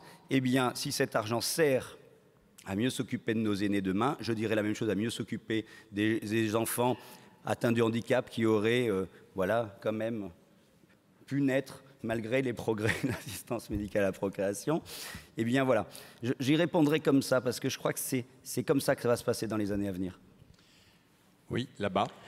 Oui, bonjour. Je m'appelle Patrick Klein, je suis chirurgien dentiste et donc j'ai été confronté pendant toute ma carrière, qui s'est achevée maintenant, au problème de l'esthétique, à la limite entre la nécessité et l'esthétique.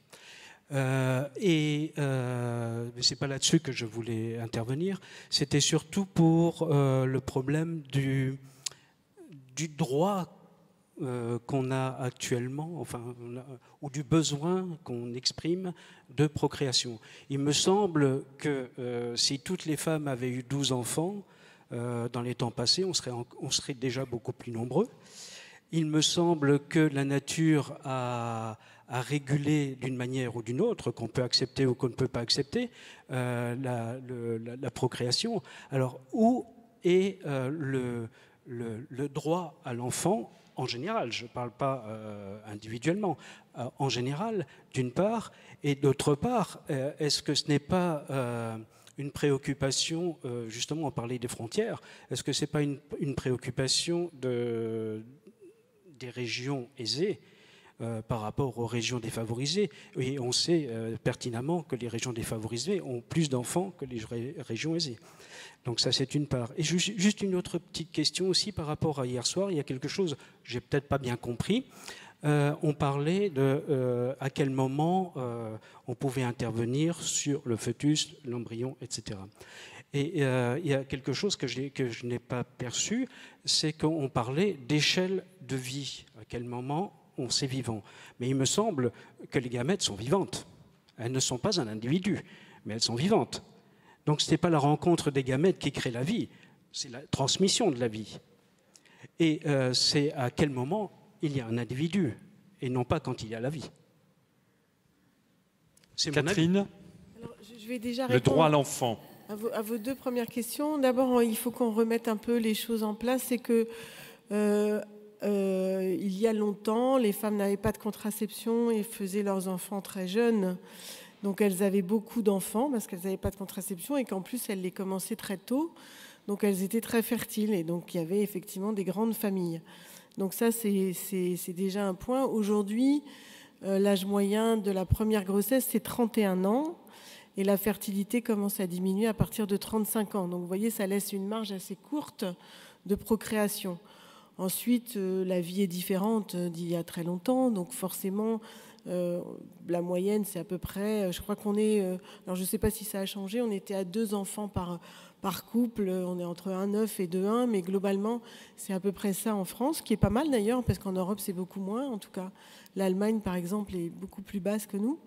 Mais globalement, si on veut à la fois vivre, travailler, élever ses enfants, etc., c'est à peu près 2 enfants, parce qu'après, ça coûte de l'argent, c'est compliqué. Donc on n'est plus du tout dans les mêmes valeurs de famille et de vie. Et en plus, on a la contraception qui nous permet quand même de décider si on veut ou si on ne veut pas, et quand est-ce qu'on veut et quand est-ce qu'on ne veut pas. Et aujourd'hui, je tiens à le repréciser aussi, ça n'est pas que les femmes qui décident d'avoir leurs enfants tard, c'est aussi les hommes qui ne veulent aussi profiter de la vie et pas forcément avoir leurs enfants trop tôt. Donc c'est vraiment, vraiment tous les jeunes, garçons et filles, qui repoussent la première grossesse au-delà de 30 ans. Donc déjà, ça change complètement le désir. Or, quand il arrive, forcément, ça devient quasiment une urgence parce qu'on se retrouve dans une situation de démarrage d'infertilité. Et c'est ça que j'entends comme un droit à l'enfant quand ces couples arrivent en disant « mais là, maintenant, il le faut, c'est nécessaire et c'est urgent ». Alors, on peut ensuite en discuter chez des couples qui ont déjà des enfants. C'est très difficile. Ce que je voulais dire aussi, c'est que chaque patient a son histoire et vous avez une relation singulière avec ce couple.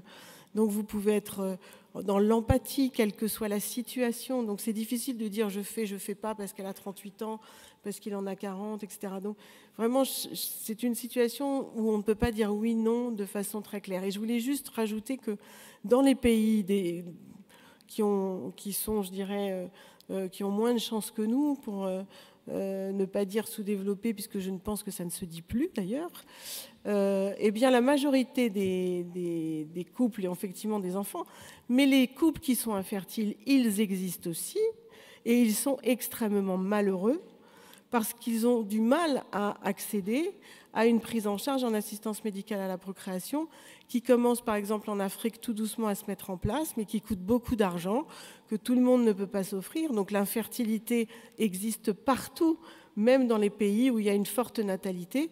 Il y a quand même des femmes et des hommes qui ont du mal à avoir des enfants. Donc cette question de cette envie d'enfant existe véritablement partout. Ça n'est pas une question de territoire mondial, pas du tout. Pour l'autre question, c'était l'embryon. Sur le droit à l'enfant, il n'y a personne qui laisse entendre que dans notre pays, il y aurait un droit à l'enfant.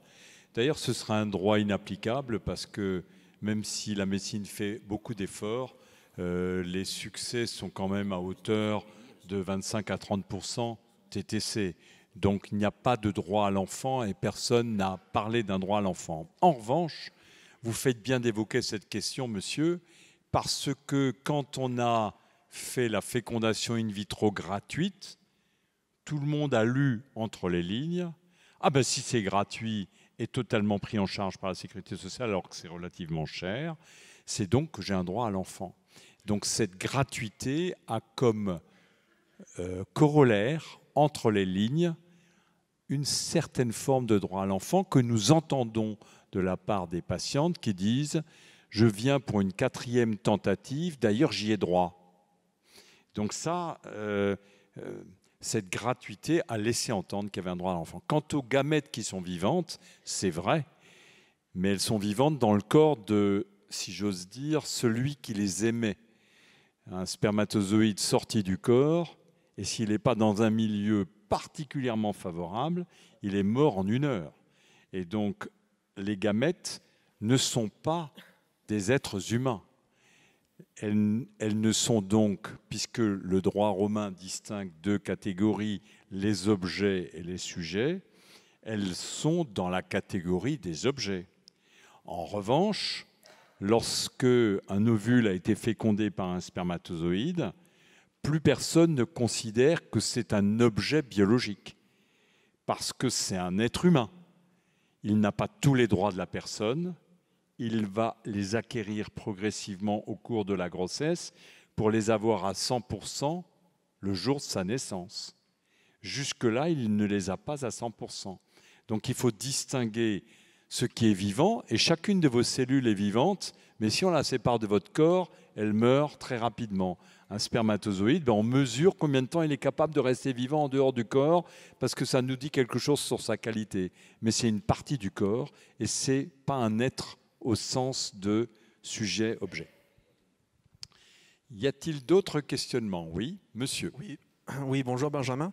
La médecine étant un domaine vivant en pleine expansion et les budgets étant plutôt à tendance fixe, est-ce qu'avec justement cette autonomisation des patients dont vous parliez, le fait d'ouvrir un petit peu les vannes de la médecine de convenance, à peut-être quitte à céder à un certain transhumanisme, ne permettrait pas justement de trouver un nouveau mode de financement et peut-être du coup de rééquilibrer la balance après pour la médecine de soins, en fait.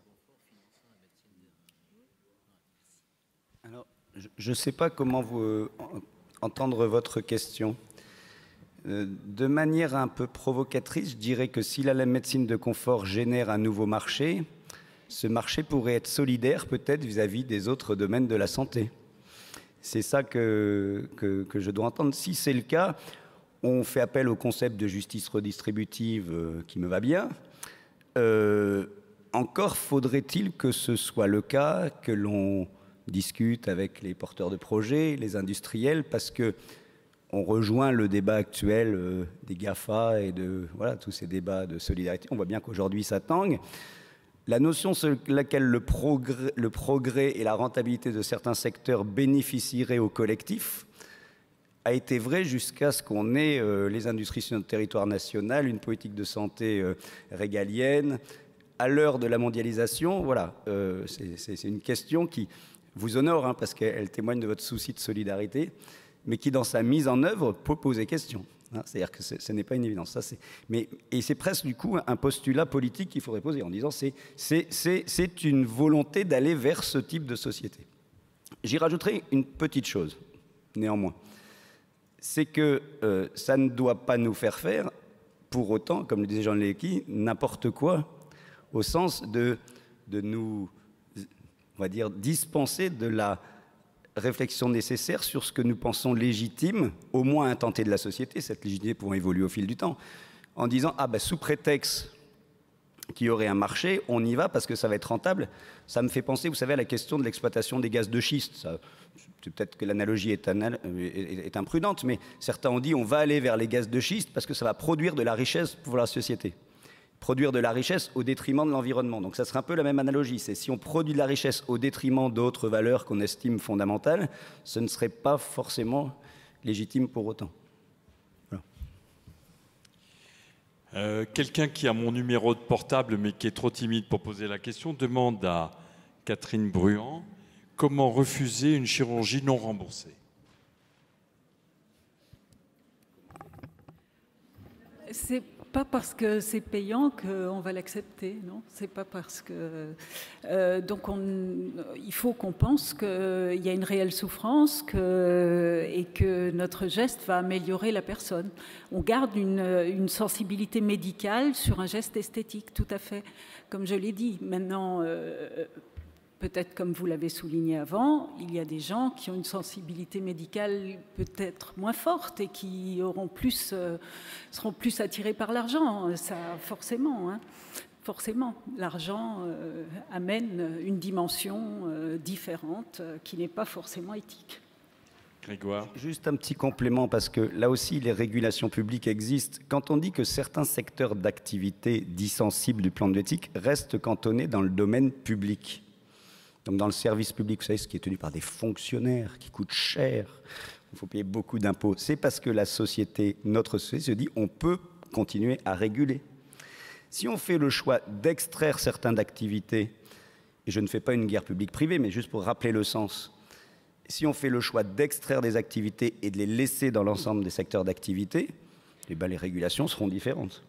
Et la valeur des individus qui exerceront ces régulations sera tumultueuse. Parce que si moi j'exerçais, je vous parle d'un truc tout à fait anodin, la médecine légale dans le public, ça vous va bien quand je vous dis ça. Si j'exerce dans le privé, je fais payer aux familles le coût de l'autopsie? Je fais payer le transport des corps à la famille? Le fait que l'activité de médecine légale soit cantonnée dans le service public donne des valeurs à l'exercice de la médecine légale, qui est un service public régulé, avec des coûts qui sont raisonnables. Donc, je sais que par rapport à certaines disciplines médicales, ce débat est potentiellement polémique, mais c'était juste pour rappeler aux citoyens, parce qu'on est un peu dans un débat citoyen, que la régulation qui consiste à dire que la génétique, le don d'organes, l'AMP, c'est en débat quand même. Aujourd'hui, savoir si on le met dans un champ ou dans un autre, ça n'aura pas les mêmes conséquences en termes de régulation. Un peu comme les autoroutes qui auraient dû rester publiques, mais c'est un autre débat. Jean Leonetti, la médecine publique serait-elle plus morale que la médecine privée? Je vais dire que la médecine française est une médecine publique. Dès l'instant où elle est remboursée, que l'exercice soit libéral ou que l'exercice soit dans un cadre hospitalier, elle est publique parce qu'elle est solidaire. Et je dirais bien qu'il n'y a pas une valeur ajoutée morale aux médecins qui exercent comme moi ou qui ont exercé comme moi ou à cette tribune dans le public par rapport au privé. En revanche, bien entendu, il y a un champ marchand. Et le champ marchand, c'est justement le débat qui sort d'ailleurs de ce que l'on dit là, qui consiste à dire si demain il y a une partie qui sort de la solidarité, il y aura des inconvénients. Parce qu'on aura un peu l'impression, pardon de l'expression un peu triviale, mais que tout est permis à condition de payer. Et je vois bien la deuxième dérive intéressante qui consiste à dire oui, mais si on rentre de l'argent, on va pouvoir faire plus de solidarité. Et donc, au fond, on badigeonnerait un espace marchand non éthique pour une solidarité. On se donnerait bonne conscience de faire ce qu'aujourd'hui on s'interdit de faire, non pas uniquement parce que c'est un problème d'argent, mais parce que c'est un problème d'éthique et de dignité de la personne humaine.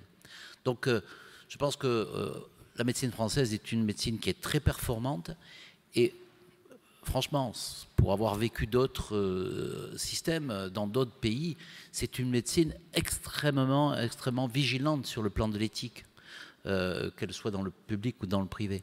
Et puis, il y aura toujours ces zones frontières. Tout à l'heure, quand on dit est-ce qu'on doit soigner quelqu'un qui a un cancer, un enfant qui a un cancer, et avec des produits chers, mais il n'y a personne qui va dire non. Et ensuite, quand on va dire est-ce que la femme qui a 45 ans et qui est au 3e compagnon, et je ne fais pas de morale, et qui est au 7e enfant, elle vient, elle dit j'ai utilisé que 3 fois là, donc la 4e fois j'y ai droit. Est-ce que la société ne doit pas dire bon madame, vous avez 0, pardon, je ne connais pas le chiffre, 0,01% de chance d'avoir un enfant, vous avez passé l'horloge biologique, je ne peux pas faire que dépenser beaucoup d'argent, parce qu'il y a le problème de la proportionnalité. Beaucoup d'argent avec beaucoup de risques pour un bénéfice extrêmement aléatoire. Et ça, c'est un problème de l'équilibre de la médecine. Il ne faut pas faire ce qui a presque aucune chance de réussir si ça coûte très cher. On dit que les médecins ne s'occupent pas de l'argent, mais franchement, la chimiothérapie sur le cancer métastasé du mourant, elle est inutile humainement, elle est inutile financièrement et elle rompt l'élément qui consiste à dire que ça n'est pas le juste soin, c'est un soin démesuré. Et la médecine d'ailleurs déontologiquement, éthiquement, légalement, dit c'est de l'obstination déraisonnable, ne faites pas ça. C'est pas bon pour le malade, c'est pas bon pour la solidarité collective. Donc gardons ces idées d'équilibre. Enfin, ce pays a besoin d'être réconcilié et on a toujours des conflits. Les conflits de valeurs existent et les conflits de tension, c'est la vivacité d'une démocratie. On peut au moins se rassembler sur le fait de dire il y a des zones dans lesquelles il y a du doute, voilà.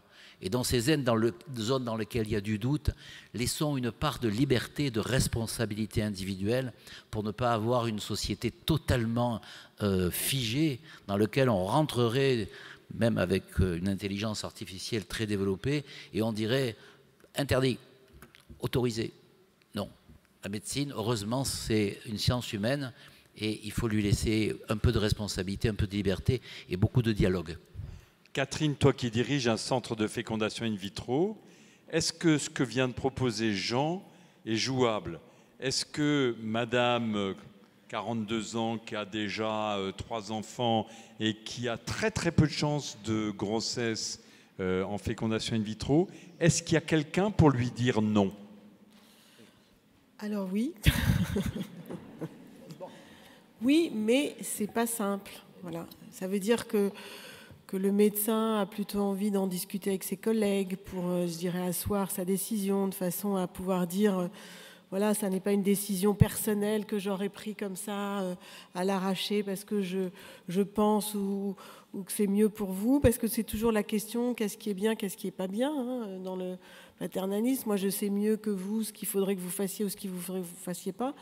Et donc, même quand on explique aux patients que les chances de réussite sont très, très faibles, dans la mesure où il n'y a pas d'investissement, en l'occurrence là financier, il y a un investissement physique, psychologique bien évidemment, mais l'idée c'est d'aller jusqu'au bout du bout en disant voilà, si ça ne marche pas, au moins j'aurai pas de regrets. Mais enfin, cette absence de regrets coûte très cher à la société, donc il faut véritablement bien peser les choses. Alors on arrive à le dire, bien sûr, moi je le dis même d'emblée quand ça paraît évident. Quand c'est un peu borderline, ben c'est difficile. On essaye de prendre la décision ensemble. Et je crois que c'est important, mais c'est pas facile et c'est pas forcément entendu par les patients. Moi, j'ai une question sur la responsabilité, justement. Sur la responsabilité des patients aussi. C'est une question qui est très difficile.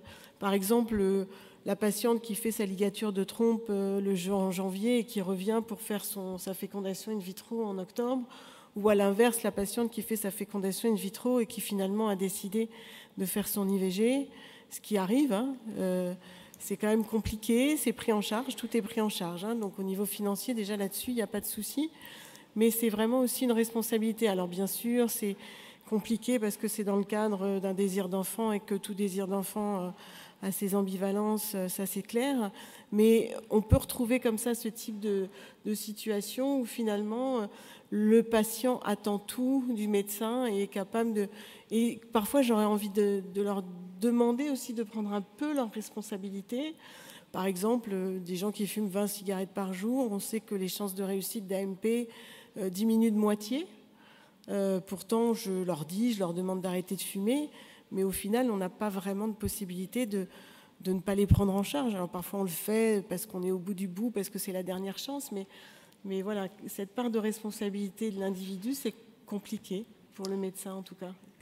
Grégoire, responsabiliser le patient, possible, pas possible? Tout dépend comment on entend le terme responsabiliser. Moi, je reprends la question de l'accompagnement et du transfert de sens. Le terme du consentement, c'est consentirer, hein, c'est donner du sens à deux. Si les médecins abdiquent et n'ont plus de discours qui visent non pas à contraindre le patient, mais éventuellement à le faire évoluer, parce qu'il y a aussi des patients qui évoluent, eh bien, c'est une forme de médecine dont on se dit qu'elle aura joué son rôle de régulateur, sans stigmatiser celui qui resterait sur ses positions initiales. Voilà, je pense que c'est ça. Et ce n'est pas le même type de médecine que de dire oui à tout sans dialogue. Et de faire que finalement un ordinateur pourrait faire de la médecine à la place d'un humain.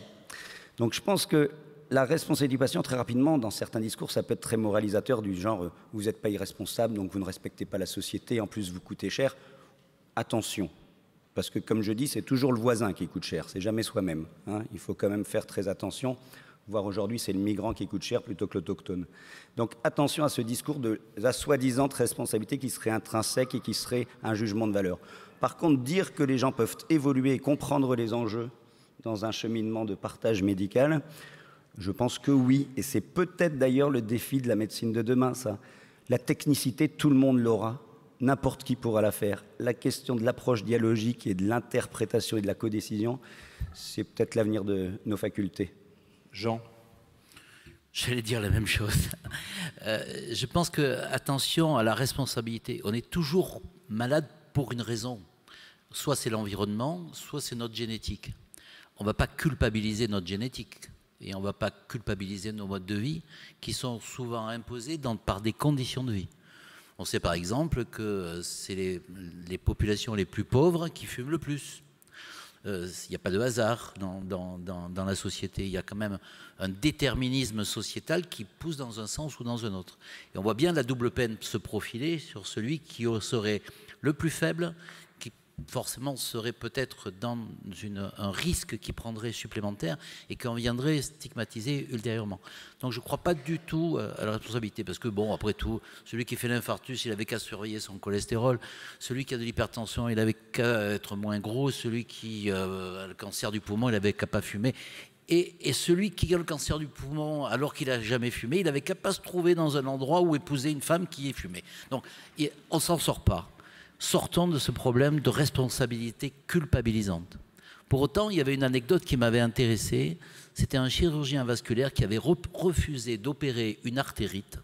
Un monsieur qui avait une artérite avec une mobilité, un périmètre de marche très court et qui fumait 2 paquets par jour. C'est pas en lui disant « tu es coupable de fumer 2 paquets par jour, c'est pour ça que je ne t'opère pas ». Mais je sais tellement que ce que je vais déboucher comme artère va se reboucher immanquablement, que je ne te fais pas subir cette souffrance pour ce bénéfice nul. C'est encore le problème de l'équivalence et de la balance, et ce n'est pas une morale qui vient dire « moi je suis le gentil et je te fais la morale ». Ça ne sert à rien ce que je vais faire. Et la responsabilité de la médecine, c'est de temps en temps de dire « ce que vous me demandez ne sert à rien ». Et donc, plutôt que de vous mettre en danger, de vous faire mal, parce que c'est jamais très agréable de se faire opérer, pour un bénéfice qui va être nul après, il ne faut pas le faire. Et c'est peut-être donc une démocratie sanitaire plus collective. La France a une médecine performante, mais franchement, on est quand même un tout petit peu en retard en matière d'éducation sanitaire et en matière de prévention. On est une médecine, c'est peut-être la médecine la plus conquérante et la plus flamboyante avec celle des États-Unis, avec la solidarité en moins pour les États-Unis. Mais est-ce qu'on ne pourrait pas se poser la question, et si je pouvais éviter, voilà, et si je pouvais éviter la maladie que je sais si bien soigner et traiter? Alors là, peut-être, il y a un débat public qui est intéressant, comme est intéressant tous les débats sur la bioéthique ou autre. Mais il y a un débat public en responsabilité collective et non pas en responsabilité individuelle. J'ai envie d'être un tout petit peu provoque avec toi pour terminer. Vas-y. Hier, je voyais un collègue qui fait le même métier que toi, qui se vantait... Mon métier, c'est médecin. Qui se vantait d'avoir mis 5 stents à une femme de 88 ans. Ah d'accord, oui. Je croyais que tu parlais de la politique. Non, non. Or, très clairement, ce que tu viens de dire, c'est « j'opère pas parce que de toute façon, ça va se reboucher ton artère », est un argument un tout petit peu utilitariste. Sous-entendu, est-ce que ça vaut la peine de te faire du mal et de dépenser de l'argent alors que toi, tu ne fais rien pour ne pas reboucher tes artères? Et jusqu'où faut-il aller trop loin dans ce débat-là? Ce n'est pas une politique utilitariste. La politique utilitariste, c'est de dire j'opère plus les prothèses de hanche à partir de 80 ans. Après tout, ils ont qu'à prendre des anti-inflammatoires et des antalgiques parce que ça ne sert pas à la collectivité financièrement. C'est le débat qu'on a eu tout à l'heure. Ce n'est pas une responsabilité culpabilisante. Ce n'est pas de dire, après tout, je ne t'opère pas parce que tu vas fumer. Je ne t'opère pas parce que ça va servir à rien.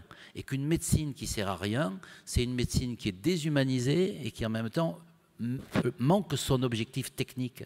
Donc, est-ce que la personne qui a 80 ans, quand j'ai fini mon internat, j'ai fait une publication qui disait « Faut-il opérer du cœur les malades de plus de 70 ans ?» Je n'ai pas dit ça parce qu'à l'époque, il n'y avait pas de débat. Mais à cette époque-là, opérer du cœur les malades de plus de 70 ans, il y a 50 ans, il y avait une mortalité telle qu'on devait bien se poser la question, est-ce que l'évolution spontanée de la maladie n'est pas plus bénéfique que l'intervention chirurgicale? Est-ce qu'il faut dépister un cancer de la prostate à 85 ans? Non. Parce que la morbidité, la mortalité du dépistage et des éléments que l'on met en œuvre sont plus négatifs que le fait de l'ignorer. Donc ça, c'est des éléments de santé publique. Et je pense qu'on peut les partager. Par contre, il y a quelqu'un qui vient et qui dit « Vous ne me dépistez pas le cancer de la prostate, j'ai 85 ans ». On se trouve dans l'individuel, dans le relationnel. Comment je fais pour lui dire non? Je lui dis non, ça ne sert à rien, parce que même si tu as un cancer de la prostate, de toute façon, tu ne mourras pas de ça. C'est un discours qui est plus compliqué à tenir sur le plan individuel que sur le plan collectif. Donc, moi, je ne crois pas à la responsabilité individuelle culpabilisante, je crois à la prise de conscience collective des enjeux de la médecine et que le plus n'est pas toujours l'ami du mieux. Dernière question. Monsieur. Je remercie M. Leonetti d'avoir ramené la discussion sur le terrain de la pratique médicale et de la décision médicale dans le cadre de la pratique médicale, parce que c'est bien là que la décision doit se prendre, à mon avis du moins, quand on parle médecine. Mais je voudrais parler solidarité. Et j'invite les médecins qui sont dans la salle, pour eux c'est plus facile, et tous les autres, à regarder le barème de la sécurité sociale, de l'assurance maladie. Parce que dans le barème de l'assurance maladie, un bon quart des prothèses sont remboursées à 10% de leur prix moyen. Et, par exemple, un fauteuil roulant, lui, il a 12% de son prix moyen. Alors, est-ce qu'il ne serait pas plus correct, juste, collectif, normal, que l'assurance maladie paye correctement des choses qui sont, sur le plan médical, indispensables, alors qu'elle paye déjà un certain nombre de choses dont la valeur est douteuse ou carrément nulle, ça on le sait aussi, puisqu'un certain nombre de décisions de remboursement ont été prises pour des raisons purement politiques. Alors, cette question, est-ce qu'il ne serait pas bon, M. Leonetti, de faire une démarche pour revoir sérieusement le barème de l'assurance maladie? Plus que le barème, qu'est-ce que c'est que le juste soin? Je vais horrifier tout le monde et je vais mettre les pieds dans le plat parce que je les ai déjà mis. On évalue à 20% les interventions chirurgicales qui ne sont pas motivées. Voilà, qui sont inutiles. Allez, on va dire les mots. Hein. C'est facile à dire comme ça. Parce que quelquefois, on ne sait que c'est inutile que lorsqu'on a tenté la chance. Mais ça veut bien dire qu'il y a quand même des marges de manœuvre qui à la fois peuvent être purement quantitatives, on fait la technique du rabot, puisqu'on parle de sécurité sociale, et on diminue tout. Punition générale, on a des très mauvais souvenirs tous de nos d'écoliers quand on prenait la punition générale à la place des autres. Deuxième point, on culpabilise l'individu, comme on l'a dit tout à l'heure. Tu as fumé 4 paquets, c'est bien fait pour toi. Tu as un cancer, je ne te soigne pas, ou bien alors tu payes. C'est inacceptable, parce qu'on ne tient pas compte de l'environnement de l'individu qui le pousse à avoir tel ou tel comportement. Mais la troisième question, c'est de se dire comment j'arrive à définir le juste soin. Le juste soin, faut-il mettre 4 stents à quelqu'un qui a 85 ans et dont on sait que l'évolution de ses artères coronaires va être, si on ne met pas les stents, aussi bonne et peut-être meilleure que si on les met. C'est ça le vrai débat. Et donc si on demande toujours tous, à titre individuel, toujours plus, un jour, on n'y arrivera pas, mais si on a la régulation ni par la culpabilité, ni par le rabot de l'argent, en disant est-ce que c'est bien d'avoir mis une prothèse de hanche à cette personne en fauteuil roulant? C'est un cas particulier qui m'avait horripilé. Voilà.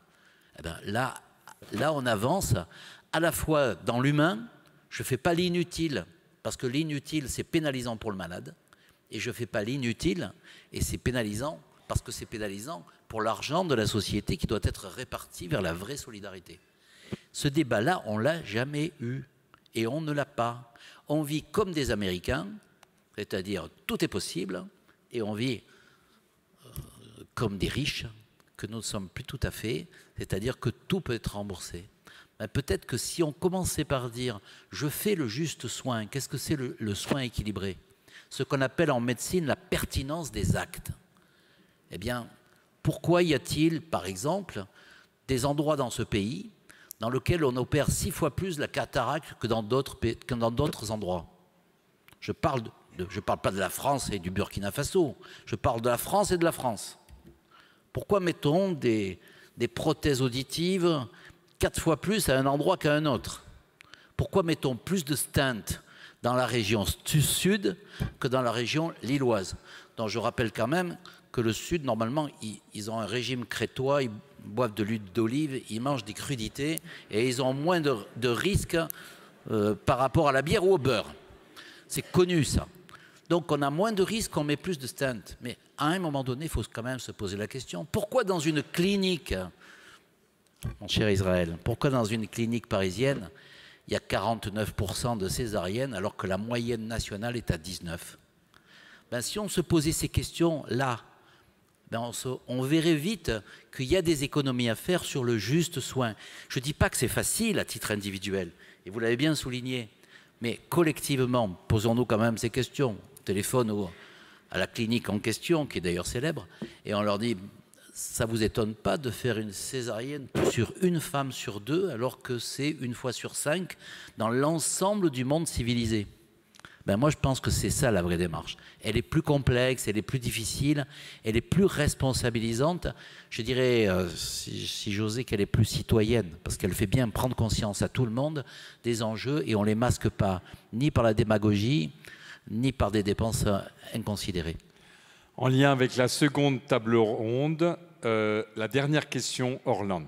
Ce n'est pas une question, c'est une petite remarque par rapport à ce qui a été dit tout à l'heure. J'étais étonné parce que si une personne effectivement peut revenir sur sa décision de désir d'enfant, par exemple, eh bien, je ne vois pas pourquoi lui interdire, parce que on n'interdit pas le divorce, alors on n'interdit pas le mariage, alors qu'il y a beaucoup de gens qui divorcent, et on n'interdit pas le mariage. Donc il y a un moment, il y a le désir qui est exprimé, qui est déjà, comment dire, thérapeutique, enfin, qui permet psychologiquement à la personne d'avancer dans son histoire. Et son histoire, ça lui appartient. Merci Orlande, c'est le mot de la fin. Un grand merci à nos orateurs qui ont éclairé ce sujet.